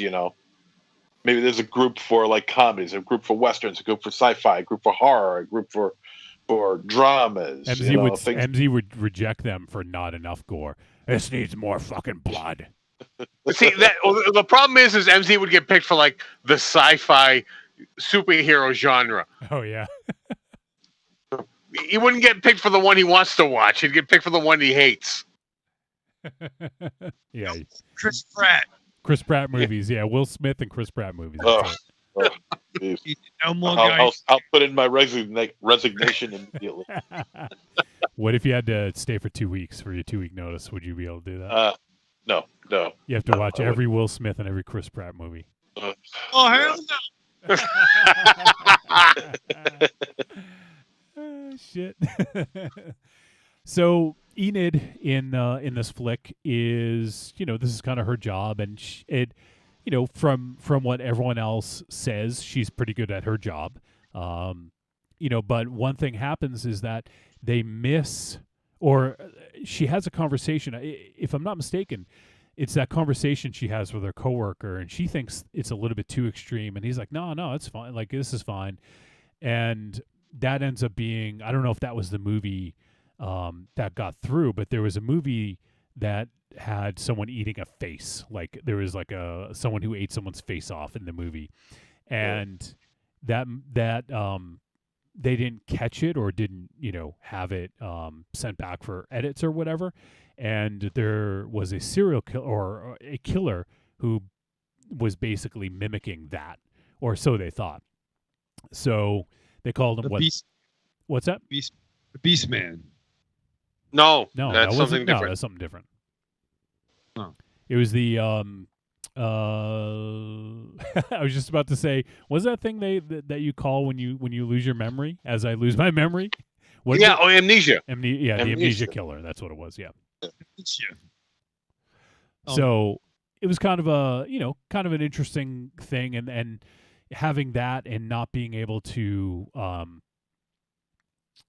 she was getting a lot of shit for it because somehow somebody knew it was her, and they called her out and basically said she was the one that let it slip through. So she was getting a lot of shit from parents and other like interest groups and stuff like that. Are you gonna say something, Raven Shadow? No, I was remembering. Oh, okay. But it's that thing too, though. Like when you submit your film to like the MPAA, and they say no, it's too much, but they don't tell you what you have to cut, so you have to like guess what they want you to cut. So it's almost like a weird game of like cat and mouse. They usually say what the problem is. Yeah, they usually give you explicit notes, I think. I don't think well, so. what it happens is that they give you an idea as to what it is that they have a problem with, and then it's up to the director or the editor to decide how much to take out. I mean, as much as one frame could turn a film from being rejected to make it into the cineplexes. Just one frame. It has happened. So they give you pretty meticulous instructions as to what they deem inappropriate, or how long the inappropriate can last on screen. So maybe they would take like say like a 7-second sequence, and they want it trimmed down to say 2 seconds. They don't tell you how to edit it. They tell you why it's being sent back. Yeah, but they'll keep on sending. It can be sent back multiple times, but they do not tell the production how to edit their film. They say why they're sending it back, and it is up to the film company to decide how to edit it and whether they want to risk it being sent back again or cut more than what needs to be. Because in the notes, in Enid's notes, she does explicitly they show the notes that she's written down. She says this scene needs to be cut in half, perhaps more. There was one shot where her notes would say that. So they would tell you, how much to possibly cut out, and then they'll Okay, well, you're taking the film into reality. I mean, that's different. The film is taking liberties, and because the screener made the note doesn't necessarily mean that note would go on to the film production. Oh, sure. Yeah, I mean, I don't think we know exactly how that goes, but we've heard enough stories, being fans of film for a while, and also reading Fangoria and things like that back in the day of, this had X amount of time cut from it. so it could get a R rating or whatever, because back then, at least when NC-17 was introduced, if you wanted your films to be in theaters, that was kind of like the death knell, right? Like if you got an NC-17, you weren't really gonna, a lot of places wouldn't show your film, or if they did, you would have, only a certain amount of audience that would go see it, Yeah, or they would only show it from 10 p.m. on, right, or right. whatever. And NC-17 was supposed to be the saving grace from the X. Right. Like no one wanted the X, so like, okay, we'll create the NC-17 rating, but that was just as bad because it was just another way of saying X. Because there was no in between R and X, so they just kind of, okay, you don't want an X, we'll give you an NC-17. Well, that's the same thing. Yeah. Well, strangely enough, X is not, up until a certain point, wasn't even an official rating. The X rating was adopted by the MPA through the fans of the film of the porno industry. They would call it X rated or hardcore horror. They would deem it X rated, but the MPAA didn't adopt the X rating until much after fans started using it. Oh yeah, it was because they wouldn't give it a rating. It was stamped with the X, and that's how that was adopted. Yeah, so the MPA adopted it through the public. Correct. And today, you can't solve for X because X is going to give it to you. It's a DMX reference. Anybody? No, I don't know that. Okay, you can't hear it, but there's a tumbleweed rolling across the studio right now. Give it to you. Coney knows. Why? Because he's black? No. Oh, is he a big DMX fan? No, but I know where you're at, fucking Johnny. That's fucking weird, but no, man. X gonna give it to you. Wow, nice try to get that away from you, but no, that was all you. Yeah, really. Yeah. All right, fucking. That was all you. The whitest guy in the room. Hey, I'm not this guy in the fucking room. Hey, well, if we were in the same room, but no. All right, back to the movie. All right, back to the Sorry, I went to mine. So Enid is. I'm trying to. I want to be sort of judicious about how we talk about certain things, but there is some things that I want to talk about that will sort of lead into potentially spoiler territory. We won't give away, specific the ending or anything like that, but the film basically follows. There's this. I can't remember the name. Frederick North was the director. They see one of his films, and when she's rating it, it really has kind of a visceral effect on her, and it really impacts her because her sister has been missing for, years at this point. I think it is, right, and since they were kids, and her parents, decide to kind of give up and just pronounce her dead because she hasn't been found. So they get an official death certificate, and then they present this to Enid, and Enid just doesn't want to believe that she is dead, so she won't accept that. But she's also somewhat responsible, potentially.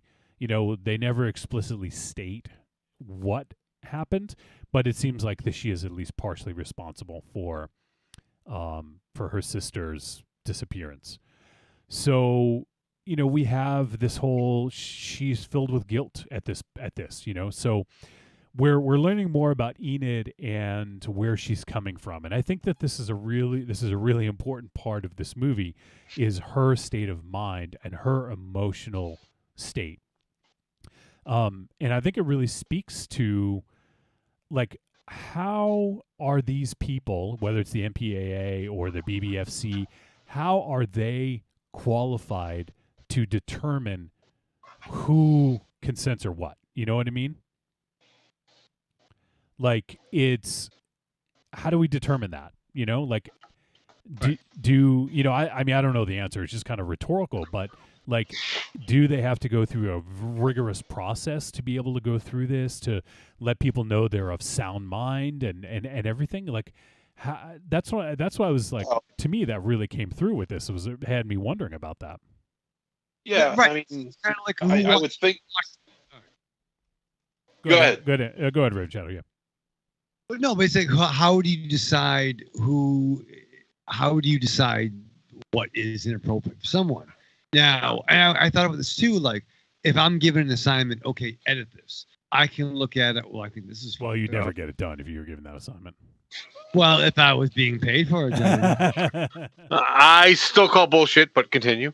Nevertheless, but like, all right, to be fair, if it was Cannibal Holocaust, probably the turtle, probably the scene that involves Monster Zero's back tattoo, that might involve some editing. Like, but it's still my perception. Like, how do you really have a procedural doc that lists everything offensive, because everything offensive is to the eye of the ball. It's like Obi-Wan said, from a certain point of view, right? Like, how is your point of view the right point of view? Right. Like, if you told me, all right, edit Cannibal Holocaust for Nickelodeon. Well, all right, it would be 3 seconds long. They fly into the Green Inferno, and a tape is. They show the turtle before it's dead, and then credits. Yeah. Hey guys, I'm Leonardo. I mean, in this movie, it shows two people, and they're supposed to work it out. But I know the rating system in America, it is a panel, and it is supposedly secret. But if you dig deep, you can find out who's on this panel. And there's supposed to be a mixed bag of the country, and they're supposed to give their interpretation of movies, and it's supposed to go from there. Because it's all subjective, right? Like, correct. America is totally fine with dudes blowing up and violence, but you show boobs. What the fuck? Yeah. Oh no! It's not boobs. You show dick. Yeah. They get real sensitive about dick. Well, yeah, I mean, the D is always very sensitive. I think that's one thing that we're all the D is always very sensitive.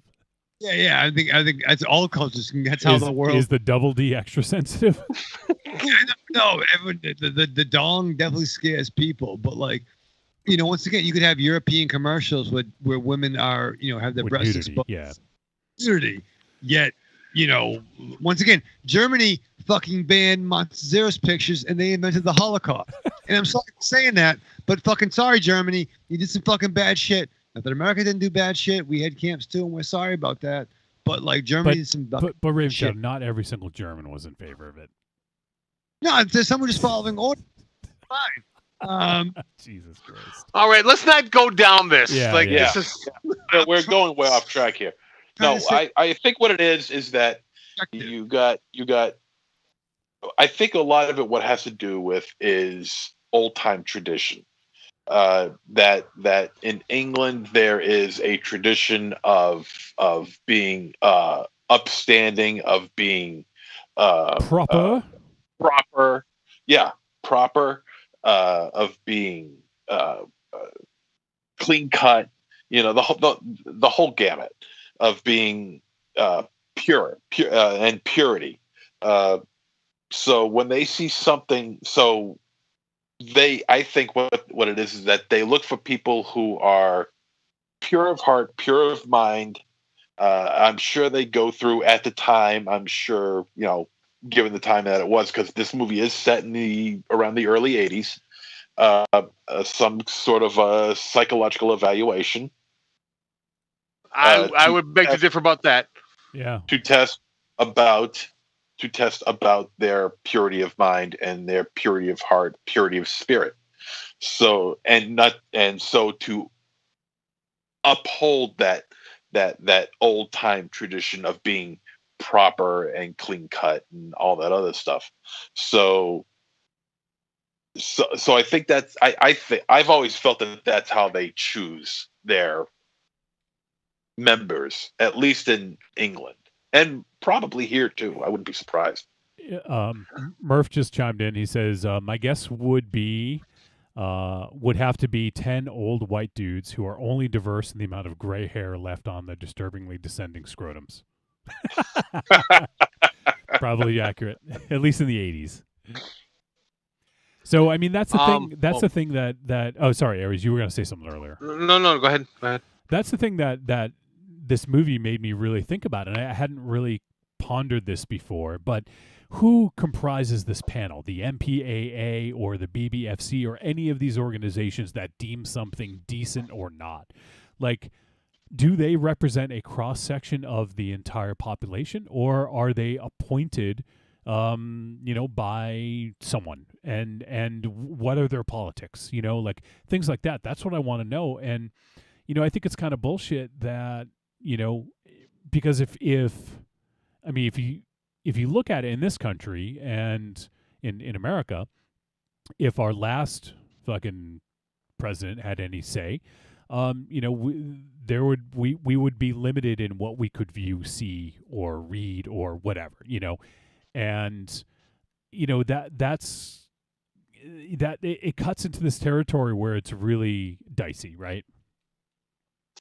I mean, I'm only speculating here with what I know about America's the panel that rate movies in America, and speculating on what the British do, is that they've taken a cross section of what the average American likes for movies, and then picked however many people are on that panel that fall into the dead center of this average.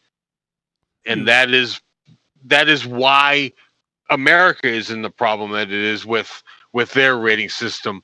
And I don't think the British system at now or at the time was a 2-person panel. I think that was for the movie to kind of oversimplify how it was done. But I would have to imagine that they did a similar thing where they just found how the average of the country fell and then picked however many people they wanted to that fell into that average. And it's a piss poor system, but it seems to be how I'm almost positive that's how America is running it. And I would assume that's how England is running it as well. Yeah. The idea, I mean, I'm really torn, because do we even need like a policing system like this where people are telling us what we can and can't see? Like, is that even something that we need? And if so, obviously we need to have some restraints, maybe, because otherwise people would just, would really push the envelope, maybe. But I think it could be self-regulating as well. So I don't know. Like, I'm kind of torn on this, I don't think it needs to be government regulated, but I do think there needs to be some kind of independent system that needs to put some kind of rating on movies, because people will bring their children to go see Sausage Party because it's a cartoon. They will bring them to see Deadpool because it is a superhero movie. There needs to be some kind of regulation that states what type of movie they are going to see. Yeah. Right. If not regulation, at least classification. You're right. Because do you want to watch, Roger Rabbit, or do you get Ralph Bakashi's Coonskin, from the 70s? Like, there should be definitely, which is a fucking movie. You gotta be able to know, are you watching an R. Crumb joint or is it, Gummy Bears? Yes, there should be. And this all, this all comes back to like parenting, right? Like, is it because parents don't do a good job, or is it because parents don't want to, have to do the research? I mean, Aries, you're the only one, and Ravenshout to a lesser degree can maybe talk about this, but when you're thinking about bringing your child, to a movie or whatever, like, would you do your own research, or would you rely upon these boards to tell you, Now, at the time when my child was young and I needed to regulate what he was seeing, the only thing I had really to go on was that rating system. Yeah. Like, the internet was not as big as it is now, or non-existent when he was younger, my child. Nowadays, you can go on IMDb and they break it down, swearing, gore, sex, blah, blah, and they have their own rating system. And if my child was young, that's what I would look at before I would take him to see a movie. That is the type of system that we need, where people can go on and look and make their own decision. Okay, you know what? I don't care if my kid hears shit 3 times, but I don't want to see some woman getting fucked on screen. So people need to make their own decision rather than just a simple PG rating. And it needs to be independent and needs to be broken down so a parent can make their decisions. But Aries, you're in touch. You know fucking what is right for your kid. You know what you're gonna go see. You're not like surprised. You're not like, oh, that's weird. But you know what? But the problem is that when he was younger, I had to guess. When my child was younger and the Marvel movies were in their infancy, the Incredible Hulk and Incredible Hulk, those were some of the first big movies that were coming out. And I was questioning as to whether my child should see those movies because he was at a younger age. So I made the decision to go and watch these movies myself before bringing him. I decided I was going to see them and then decide whether I was going to bring him and suck up that I was going to have to pay to see these movies twice. But you know what? Not everyone can do that. Like a movie to some people, that is an investment. Because it's $15 for a movie. Like that is, I mean, that's an investment to some people. They can't pay to go see a movie themselves before bringing their child to see these movies. So they need more of a breakdown to these movies. It's so funny though. I remember once again, we've said it before, I watched Scarface and The Godfather when I was in probably single or early 2 digits. But I remember my old man getting concerned watching Used Cars with Kurt Russell during the scene when the cars came down and the girl became topless. I'm like, bro, I'm paraphrasing, but I just watched Tony Montana getting cut up with a fucking chainsaw last week. But I saw 2 boobs and that's why I gotta go to bed. Yeah, I mean, I think that this country is ultra sensitive when it comes to nudity. I mean, I think we can all agree on that, right? Yeah. Well, nudity does seem to be a trigger point. Yes, they would show nudity on British TV. Yeah, Benny Hill, right? No, but Benny Hill had a little bit of nudity here and there. There was a show that I was watching on was it Shudder? They had this TV series from Britain. I can't remember the name of it. It's from the early 80s. It lasted 1 season, but there was nudity in that. So on British TV. So British. I mean, they have their Page 5 girl, which is a topless girl that appears in the newspaper every week, every day. Page 3. Excuse me. Yeah. I'm sorry. MZ is more familiar with the Page 3 girl than I am. Better believe it. I know it's there. Murph had a comment. He says there has to be enforcement of some kind. Self-regulation is kind of a myth. Take away the rules, and I can guarantee you it would only take an hour to find a guy in a gas station willing to sell hardcore torture porn to a 9-year-old. Monster Zero's you asshole. Corny says I was watching Blues Brothers and Dr. Detroit when I was a young child. I love Corny. Fucked up. Well, you know what I mean? I watched my share of inappropriate movies when I was younger, but I watched those movies by myself. My parents kind of tried to keep me away from that kind of thing. So I recognized that it was wrong, and I kind of was able to piece together myself that this is not the norm. Someone killing someone else, there's something wrong with this. Even though it's, completely fine in the movie, the fact that my parents won't let me see this, there is something wrong with this, and that helped me formulate who I am today. You clapping for him? All right, so let's. There is a lot of interesting discussion around this because this movie does talk about censorship, and that's not something we've talked about very much on the show. surprisingly enough, we've been doing it for almost 9 years. But I want to get into some of the scenes of the video nasties of the films that they were reviewing. MZ, you've seen, you've probably seen more of those films than any of us, the video nasties. So, how did you feel that these films were portrayed within this movie Censor? I thought they did a pretty good job recreating the feel of the video of the movies that were deemed video nasties back then. The one movie, Don't Go Into the Church, I think it's called. Yeah, I think that was it.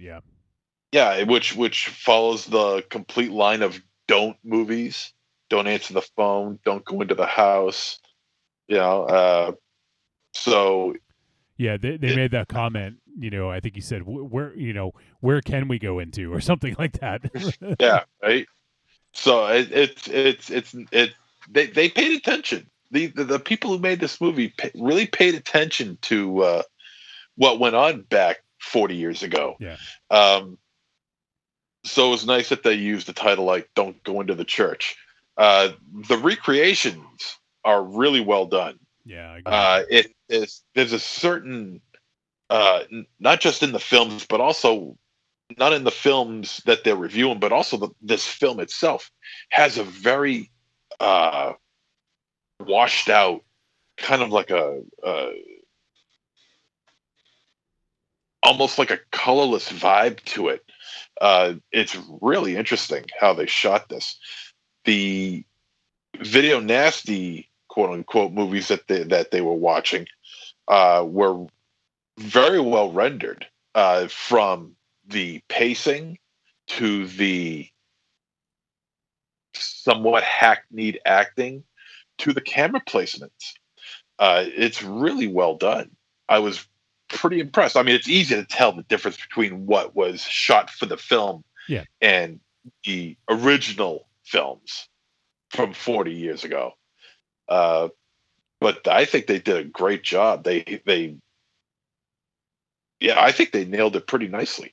Yeah, I think it looked very authentic, and I it was a nice kind of nostalgia rush seeing that, seeing these, especially with the tracking and the graininess, and they even showed them in I'm trying to remember it was the flat ratio. Was it the 1:6:6, I think, is it? Yeah. Yeah, the ratio, they had the right ratio on it as well. So I thought that in terms of being authentic, I think they did a really nice job with that. And it does play a big part in it, so it was important to get it right, and I'm glad that they did. Aries or Raven Shadow, do you guys have any opinions on the sort of like authenticity of the VHS films that they showed? I thought they did a good job of it. The only thing I was like, as they were flashing all these movies, all I could picture as I'm watching it is MZ just ringing off the titles of all these movies, of all the real ones that were being shown. That was cool.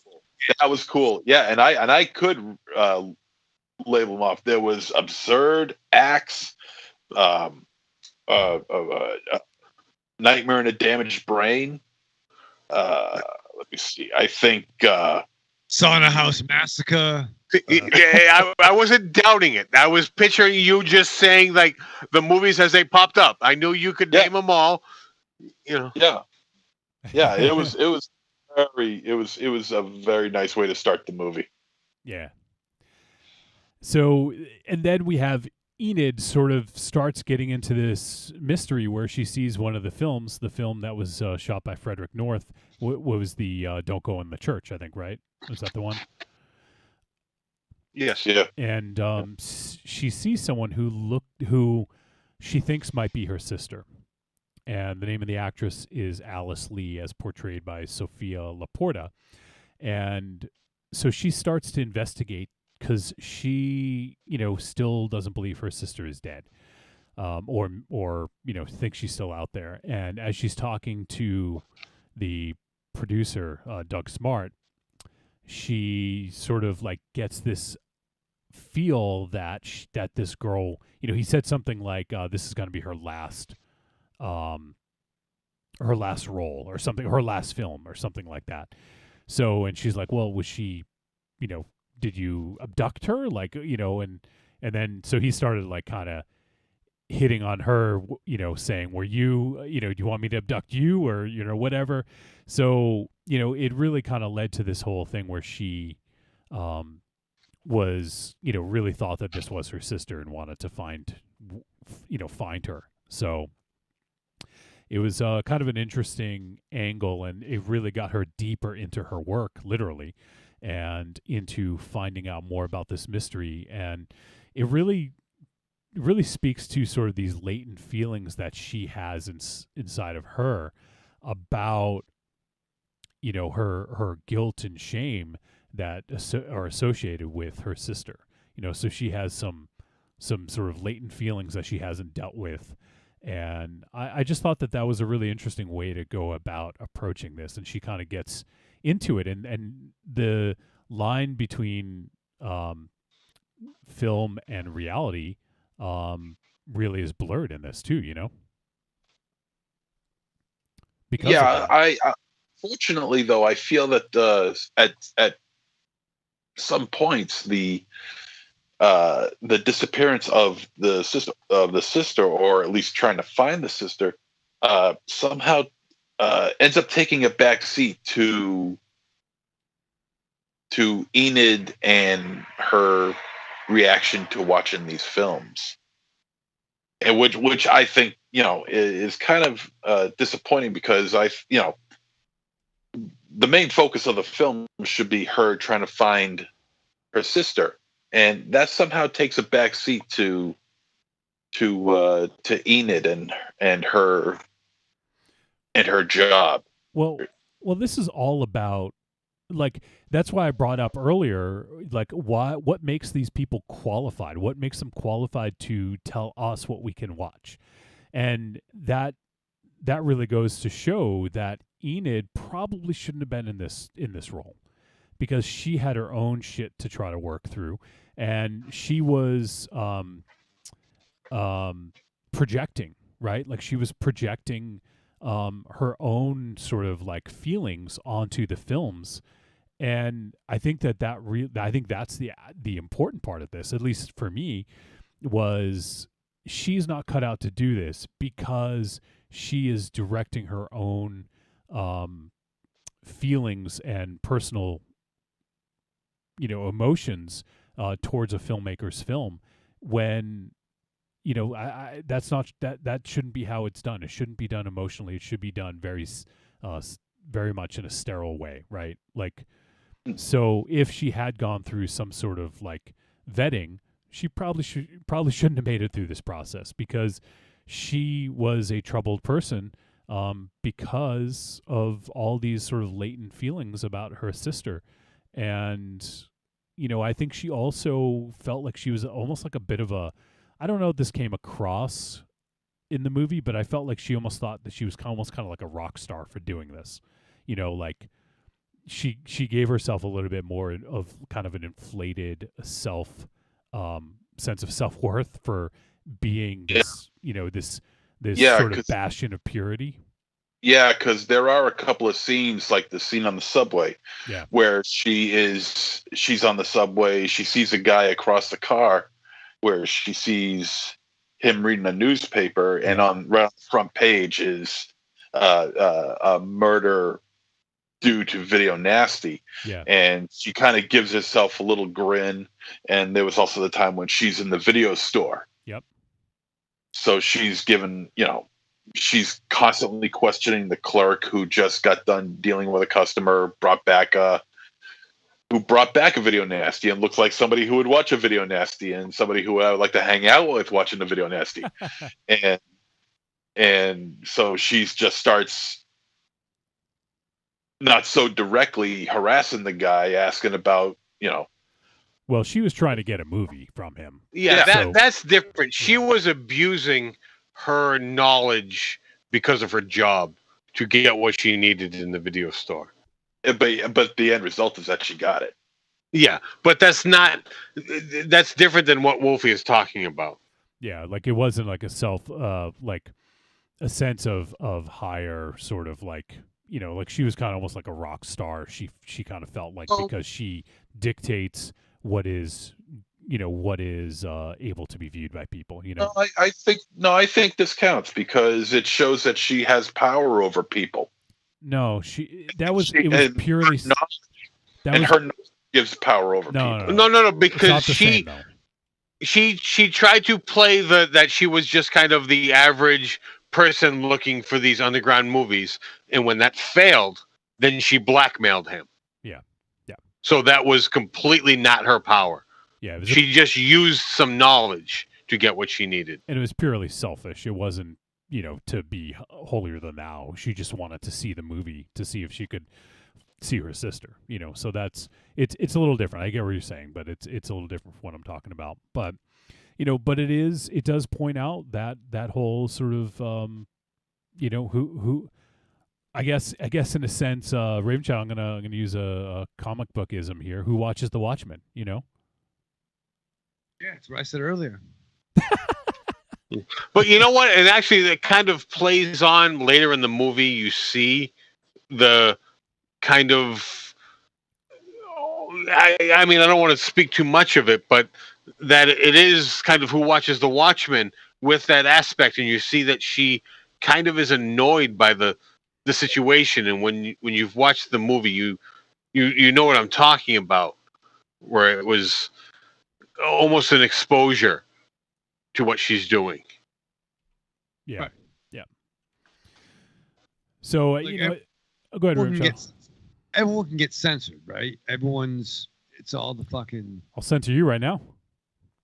Turn my mic off? Good.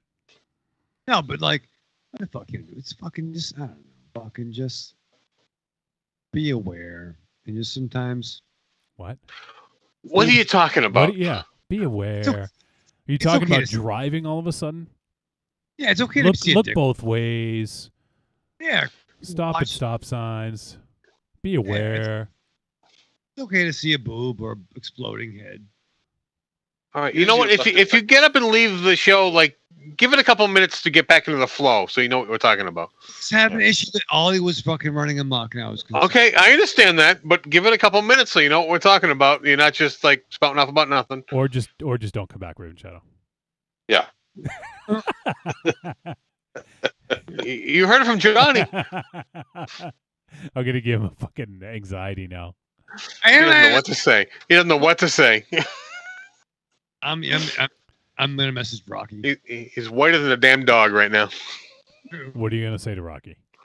Help. Why don't you call Butt Pug? That was. So, you know, without getting too much into the ending of this movie, we have Enid, you know, obviously gets deeper into this world of, I guess, we'll just to summarize, video nasties. Like, she gets deeper into this world and really wants to become kind of embedded in it so she can learn more to see her sister. And in the ending, we're seeing basically what like her happy ending, and there is some like I'm trying to find the right word here. Like, there is definitely some issues with her because of the way that she's viewing things, looking through a certain lens, right? Whereas the truth is actually much more horrifying than she portrays. You know, I'm trying to be super you know, not spoilery, but I thought that was a really cool way to show it, in talking about the ending. And, you know, it showed how how this sort of quest of hers consumed her and really blinded her ability to tell right from wrong, which is what she was hired to do. That's her fucking job, is to determine what's right or wrong, and she couldn't determine for herself, right? So I love the dichotomy of that, and I think it's a great way to view this kind of thing, and I think it really shines a light on, you know, like, are these people actually qualified to tell us what we can and cannot watch? And I think it was a really interesting examination of that. And I don't believe I've seen a movie like this. Maybe there's something I'm just not remembering, but I don't know that I've seen. No, there's Barbarian Sound Studio. Well, I'm talking about the censorship. Blow Up. But this is more along behind the scenes of a movie coming to the theater, regardless of whether it's from the film production itself or the people who rate these films. They all work, granted not together as one, but they all work behind the scenes of the film that finally makes it into the cineplexes. So I would say like films like Blow Up and Barbarian Sound Studio are good examples of a film like Censor. Yeah, but that's not what I'm talking about. What I'm talking about is the actual examining the censors. That's what I'm talking about. Like I get what you're saying. Barbarian Sound Studio there is some similarities here because we see a lot of behind the scenes stuff of a giallo being made from the 80s. So yes, there is some behind the scenes stuff, but in terms of an examination of, are these censors actually fit to do their job? I don't think I've seen anything like this. If you're talking about directly just the ratings, all right, then probably not. Then yeah. So I think it's a really cool examination of it. Yeah, I mean, I would hazard to say that most filmmakers are a little intimidated to try to tackle a movie like this about the censors when their movie has to go to the censors. Yeah. This movie, actually, I want to see, is it even rated? I don't see a rating on it, so I don't think it's even rated. And you know what? I mean, probably because of the era that we're getting into, you might, not that there's going to be an abundance of it, but you might see more of this because movies can get released now without going through the censors because they don't need to hit the theaters. Yeah, I'm actually looking to see if it does have, just looking on it says not rated, so it's a NR. So it's kind of funny. I'm not surprised. No, I'm not either. Yeah, I think it's a super interesting topic, and I'm actually was really glad to see something like this tackled. I thought it was really a good topic to tackle. As far as I guess we didn't really talk too much about the other elements, but gore, MZ, we didn't get a ton of it, but what did you think about the gore? It started to build up as the film went on. I thought it was done very well. There was very little practical effects. I mean, there was some. This movie's not overflowing with that. A lot of the carnage is taken off screen with a lot of blood coming up, which is fine. I'm fine with that. There is one or two gory parts in there, I would say. Other than that, I was fine with it. Yeah, I thought it was pretty good. There wasn't a lot of it, but I thought what was there was good. Especially, I liked the axe scene, I guess I'll say, at the end. I thought that was really effective and almost shocking. Not that I was shocked seeing it, but it was kind of sudden and it worked really well. Well, that's the thing. It was like, here's a movie about video nasties, and you would expect like hardcore carnage and violence, and blood and gore and hearts ripped out, eyeballs ripped out, bodies exploding, whatever. And you don't get that. You get a very, I don't want to say it's a slow burn, but it's a very mellow character study. it becomes a very mellow character study and not some hardcore lunatic violence, gore, mayhem, wall to wall, blood fest going on. So in that regard, it's almost kind of refreshing. I was expecting to see a little bit of gore, and I got it, at the beginning during the opening credits with the real shit, with the real movies, and then also with what's going on here in the later on in the film. So, yeah. But I thought that was kind of refreshing in a way that you would expect one kind of a movie and you get something a little bit different. Mm-hmm. Aries or Raven Shadow, do you guys have anything to add to the gore? I just want to make sure that MZ is talking that there isn't a lot of practical effects, and it isn't that there's CGI. It's just that there isn't a lot of gore in this movie. All of what you see is practical effects. Yeah, yep. That's a good distinction, just to let people know. I enjoyed Death by TV.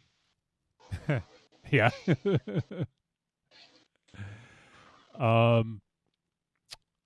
Let's see. What about anyone have any comments about the score, the audio? I thought the score was good. It was very reserved for the most part, but very effective. And I know Aries, that's often a hallmark of a good score for you, is that you don't really notice it.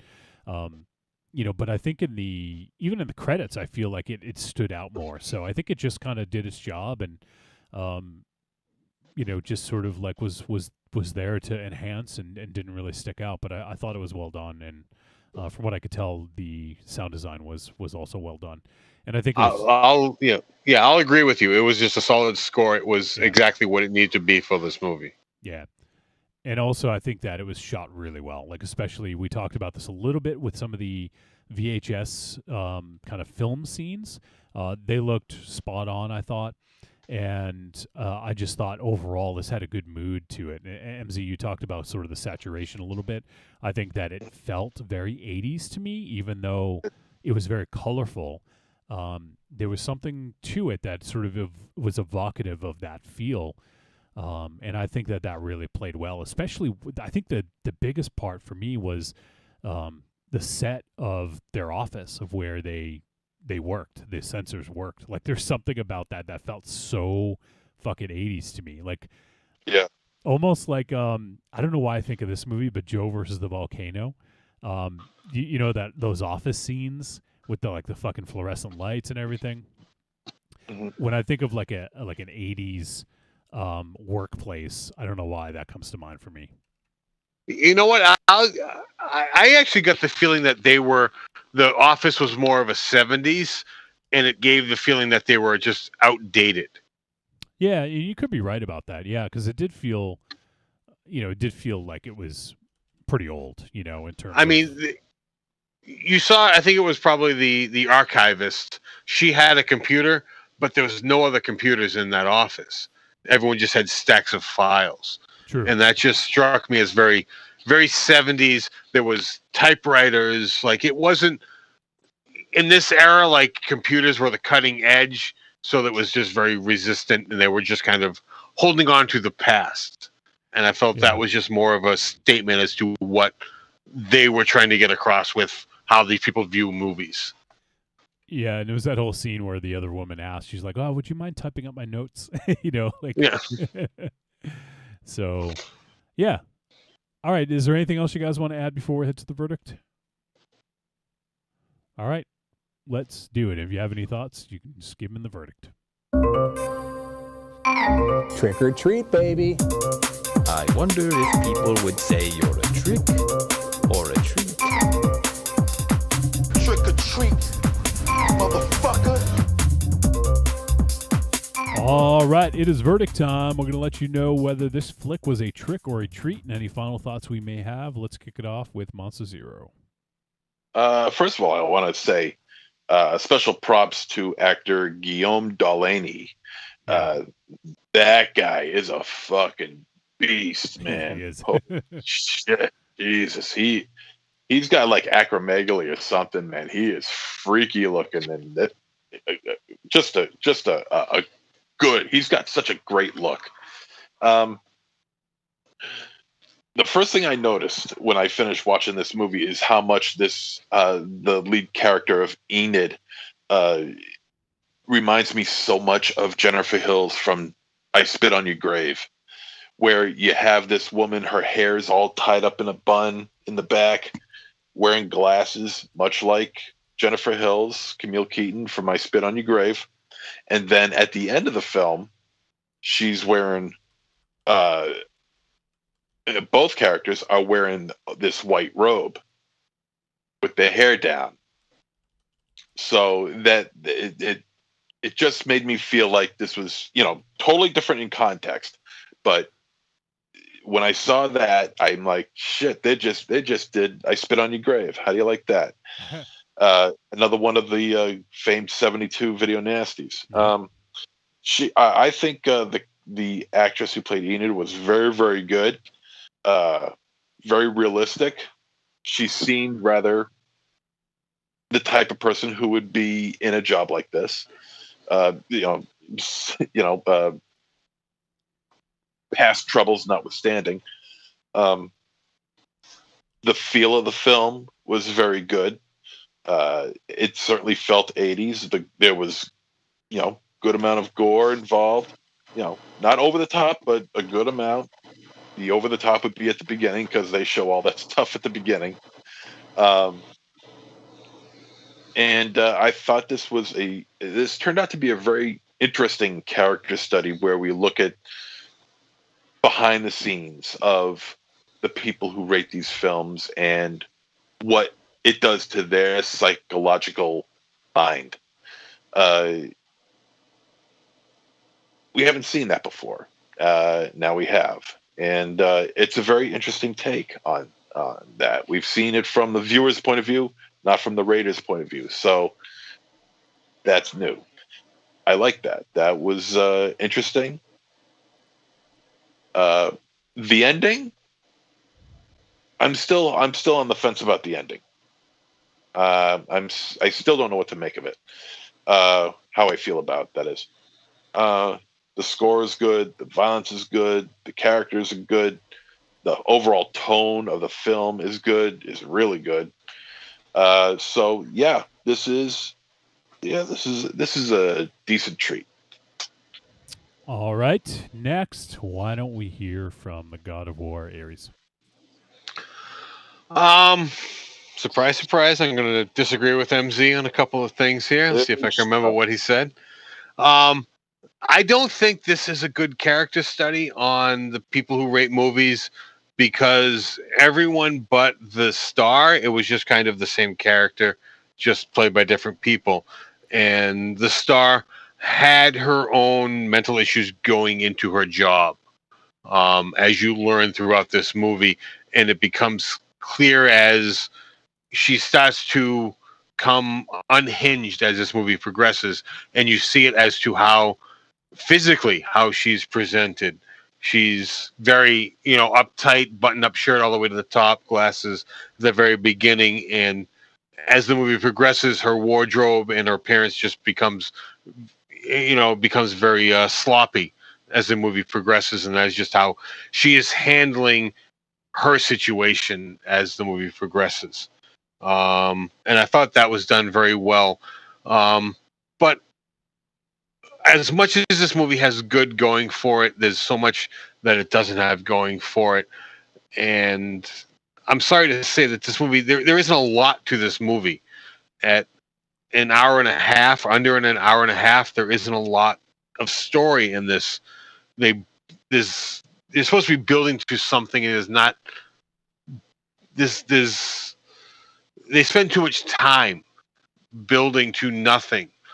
Like, this movie is beyond less than a slow burn because there's barely a fire to this movie.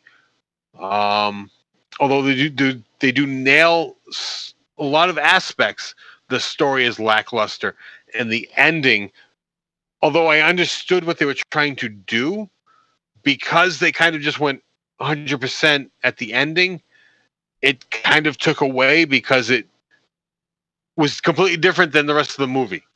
So unfortunately, I'm going to have to say Trick for this movie. All right. Well, let's hear from Michael Ravenshadow. That's very exciting. And I think I would agree with Aries a bit. I enjoyed this conversation a lot. I like this kind of discussion. But overall, I think our lead character would have had some issues whether she worked for a censorship cinematic community or if she worked for the post office. You know what I mean? Like she had some issues. I wasn't completely engaged in it, and overall, I thought there was some good gore. I think it was a different subject matter, but overall, I would say this is barely a trick for me. All right.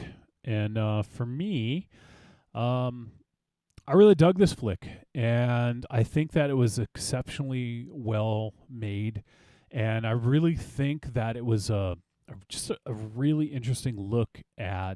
Now, obviously, this isn't like most censors are not like this, and maybe there is some sort of test to make sure that someone who is a censor is of sound mind and of sound psychological status, So maybe there is something like that. But this is fiction, This is the filmmaker was telling this story, and I think that was just a really interesting look at that because to me it does make me think.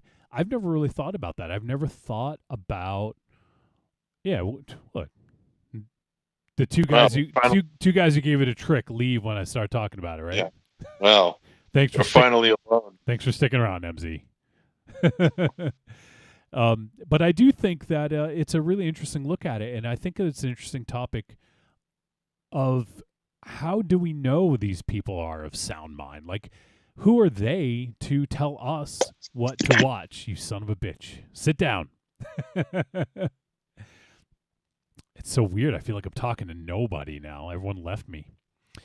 But it really is. It really got me thinking about that. Is like, how do we know? And then I just love how she got so caught up in this narrative that she created. She created this narrative of this has to be her sister. She must go and find her sister and be reunited with her. And in a sense, she became as bad or worse than the movies that she is watching to rate, And I just think that that's a really interesting look at it, that I was glad that they went down that road. And I thought it was a really well-executed, really cool film. And I especially liked the ending. I thought that the way they did it was really smart, really intelligent, and I think it was just all around a great film, and for this to be somebody's feature film debut, I think is really impressive. And like it shows. Now, clearly, the director Prano Bailey Bond, she has to be a huge fan of horror because I don't think you write and direct this movie if you're not, because this is almost like a love letter to video nasties in a sense, So I think that her love of the genre shines through, and I think that that's really important. You could tell that she was a big fan of the subject matter, which is huge because if you're not, I mean, this isn't going to work, right?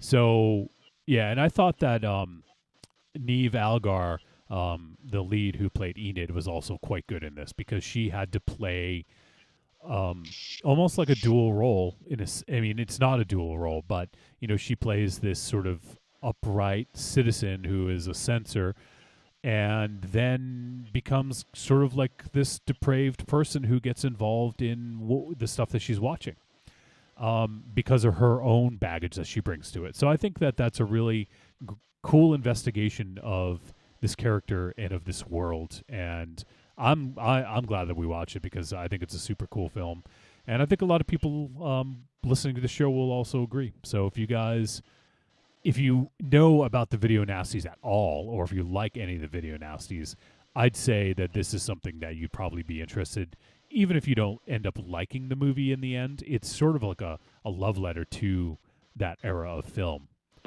Now, I can't ask Raven Shadow because he's not there, but Ares, would you agree, even if you didn't love this movie, would you recommend people watch this if they're into that era?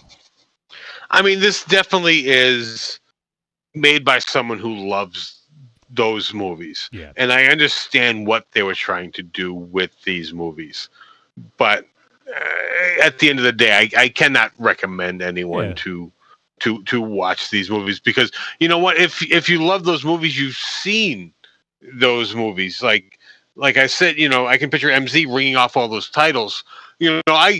I recognize some of those images that flashed across because I've seen some of them. I don't have the love that MZ has, but I mean, at the end of the day, like I said, it's obviously made by someone who loves them.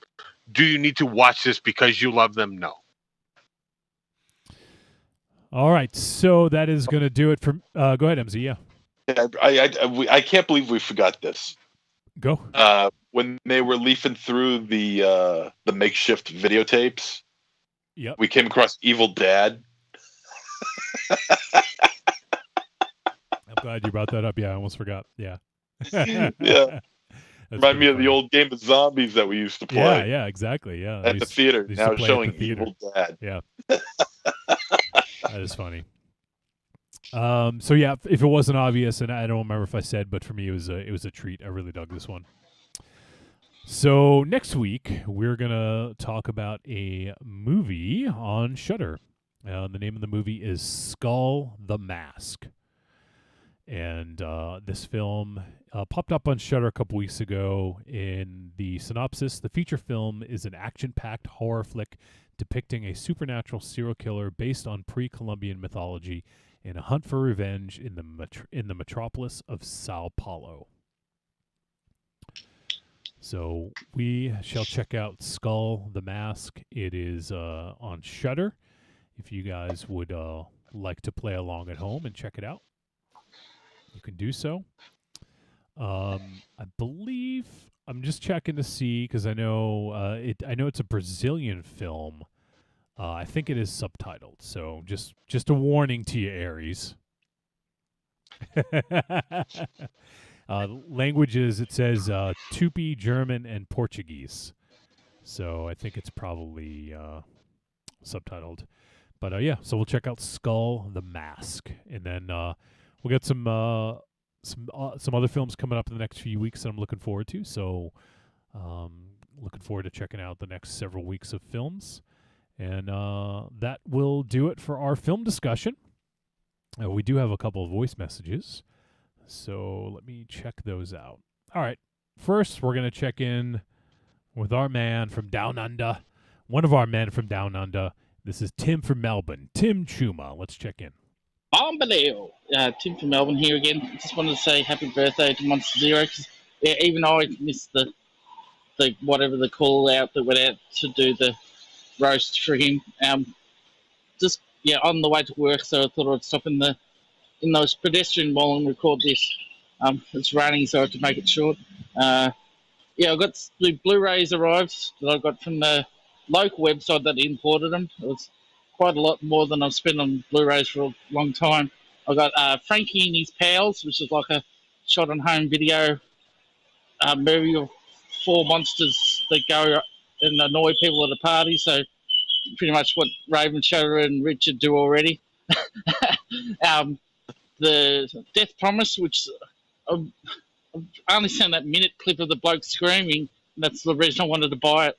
It looks pretty good. And Heroes Shed No Tears, which would be one of the areas you'd like because it has about 1 billion squib hits. And Monster Zero, I'd like it for the Thai soapy massage scene. And the Dead or Alive trilogy by the Japanese director. I haven't seen them since for about 15 years. I saw them at the film festival. The Yakuza movies, but also very weird. And I've got read the latest Darth Vader 13 series. Darth Vader fights one of the IG-88s, which is a pretty good fight. And I've finally got Stone and Not Quite Hollywood to review the Blu-rays of. All right, thanks. Was he getting attacked by birds? I think so. Going over Australia's got some weird wildlife. I thought he was on location on Shakma too. I'm not sure. Shakma. But no, thank you, Tim Chuma. Awesome to hear from you, buddy. I didn't remember everything, but Hero Shed No Tears, that was a Aries should check out. The Dead or Alive trilogy from Takashi Miike, I believe, if I'm not mistaken, right? And they talked about some of the Darth Vader comic. Cool. Well, thanks for checking in, Tim. And he wished you a happy birthday as well, MZ. And Raven Shadow, why didn't you tell Tim Chuma about the fucking roast, huh? Yeah, see, Aries, you're not alone. Listen, there's some fucking weird time-space continuum stuff going on with Australia. I'm not sure how that works. I believe they're called time zones. Yeah. I don't even know what that. I don't know what that is. I don't know what it is. You don't know what a time zone is. No, I know. I mean, like that song, the Kenny Loggins song, "Highway to the fucking Time Zone, Danger Zone." What? I don't fuck. Highway to the Time Zone. Yeah. Highway to the different time zone. Oh, Christ. Wow. I wonder how deep he would go if we just actually let him just talk. Yeah, just keep going. Keep going, Raven Shadow. I went down a list and I tried, and apparently I didn't please everybody, but I fucking tried, and I had a lot of heart and a funky spirit. So what list did you go down? My messenger list. Your messenger list. You contacted everybody you're friends with. Everybody. No, it wasn't like everyone, but it was like, okay, in the time I had, I was in the bath and I was. You were in the bath. You were texting people. Did you tell people, "Hey, I'm in the bath, just thinking about you"? Hey guys, I just want to point out I was not involved in these texts. Once again, I was forgotten. Aries, even when he's naked, he's not thinking of me. Aries, you might actually be happy that he wasn't thinking about you while in the bath. Now you definitely have been lost. I was telling you, I'll be texting you. And I'm like, hey, I'm gonna order a pizza. I like olives on my pizza. Like olives. Aries, do you like olives on your pizza? I do. I'm like that. I'm gonna watch Young Justice on HBO Max. Maybe some Larry Sanders show. You're gonna get a fucking play-by-play of all my things I'm doing. What do you think about that? He doesn't think anything of it, apparently. All right, well, fine. Well, I'm sorry. Big ups, Tim. From Australia. Yeah, I was wondering which one. Gotta clarify. We know a few Tims. Fucking trying. Right.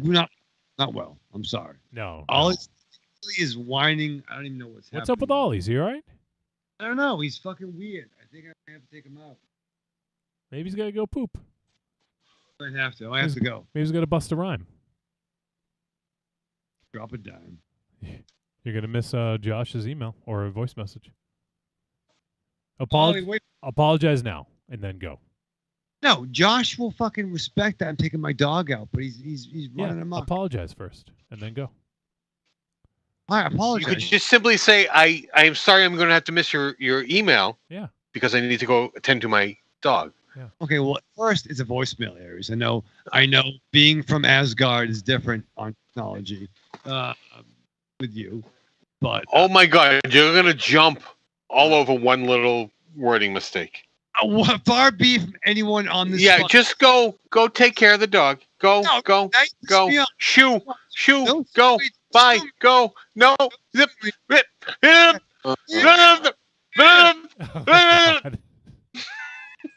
Christ. All right, let's hear from Arkham Josh. Go take Ollie out before he poops on the floor. All right, I love you, Josh. All right, let's hear from Arkham Josh. Hey, Trick or Treat Radio guys, it's Arkham Josh here, just calling in with my thoughts on this week's film and a couple of catch-ups. So this week was Censor. this is a film that I'd heard a little bit about and I was really looking forward to. And luckily, Steph and I got to go see this in the theater the other day. Ooh, nice. So that was good timing. You know what? I quite enjoyed it. I thought the film had a wonderful visual look. I like how it alternated between aspect ratios, depending on what we were seeing or how we were supposed to interpret what we were seeing. And I kind of like the overall look of the film and the lighting. I thought the score was really interesting. The story was interesting. It was very well acted. Overall, I'm going to say that Censor is a treat and a recommend. But it does bring up the fact that, you know, it takes place during the time of the video Nasties, where, you know, there was this kind of moral outrage that they had to get rid of these horrifically violent and gory films because they were going to have an adverse effect on you know, the people watching them, and that it was going to, you know, cause more crime, you know, this and that. And, you know, you can't help but think that, well, in a way, the film backs up that hypothesis. I mean, yes, the character clearly already had some mental issues, but I mean, one could watch it and say that, you know, having to watch all of these violent and gory films, you know, is part of what pushed her over the edge. So it's kind of I see what he's saying. It's kind of a gray area situation where the film, you know, it tries kind of taking a jab at a situation, while at the same time it's almost taking the situation's position. I don't know. But I still enjoyed it. I think it'll cause a fun debate over the years, so to speak. But yeah, so Censor, treat, and a recommend. Also, this is another one, it's a first-time feature filmmaker, and I didn't get a chance to look into it, but it seems that this filmmaker also made a short years ago that was not the same story, but was kind of like very, like somewhat similar, possibly laying the groundwork for the story that they told. And I can't recall the title of that film offhand. I looked it up online the other day. Nasty. But I don't know. At some point, I want to try to do a Google search and see if that film is streaming anywhere. So, just for those of you who might be interested. Okay, so last week's film, Caveat. When I first watched Caveat, it didn't really work for me.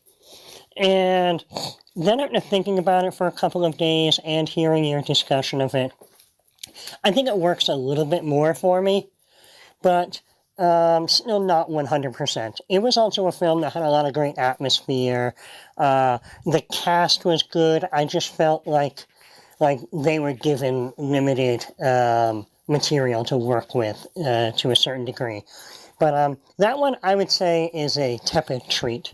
And if you're already paying for Shudder, check it out because, you know, it's not a waste of time, but I wouldn't recommend anybody go seeking it out and pay just to see it.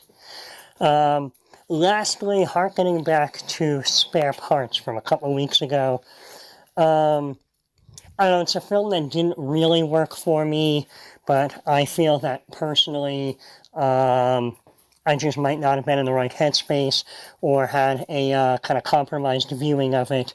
So it's probably the kind of thing where I should go back to at another time. The one thing I did want to bring up with it, and this is for Aries, because I remember you were criticizing the bar fight. And I know it was brought up, you know, that, you know, you were in a band and that you worked in a similar type of venue. But to say that that was an entirely unrealistic situation just didn't make sense to me at all. Because I can think of, calling you out, know, probably a dozen situations I've been into in which were very similar to that in various ways. You know, I've been to numerous events in bars or clubs that devolved into the audience fighting the band, one band fighting another band, a band fighting the security of the club, and I've actually seen at least a couple instances where some members of the band are engaged in the fight while the other members continue to perform. So, I don't know. I did find that whole opening segment oddly believable because, I can think of a number of these instances. So, I don't know. Maybe you just were in kind of a bar that just didn't attract the right kind of fun people to have an event like that happen. Or your band was just playing the wrong shows. I don't know. But other than that, I'll get back to you guys on that film eventually. All right. I hope you're all having a good evening, and I don't know, I look forward to checking out this week's show. All right? Bye. All right, Josh. Thanks, man. Thanks for checking in on all those flicks. We appreciate it. Aries, do you have a retort? I would like to retort, yes. Although, I wasn't speaking on when I was in bands. This was more of me speaking on the club I worked for. The number of people that were in the room in the movie, and the level of the fight, it didn't match up for me because I have been in whole room brawls and they don't end well. But just because it was almost an empty room and there was just too many people like not being engaged and distant from it. I've never seen partial band get into a fight and not the rest of the band. If he's seen it, I am shocked by that. Well, I've never seen that. We did find out that one of them was pregnant.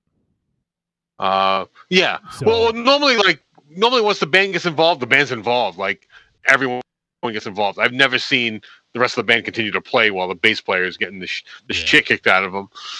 And yes, I did choose the bass player intentionally. I was going to say, is that intentional? Were you that bass player, Aries? You could dive into like levels with that. You could dive into the movie Sid and Nancy as well with that one. But one thing I did want to mention with this movie that I didn't get into at the time, and because I'm old and I forget, I don't think this movie established its universe well enough for me, and that was part of why I had a problem with that bar fight. I thought this movie should have been set in a dystopian future, and I didn't. At the time, I didn't say that, and I did want to mention that. And if the movie had been set in the future, I thought it could have done itself a little more justice. And the bar fight would have been a little more believable, that the fact that there was 10 people watching a band and not everyone is involved in this, bar fight. All right.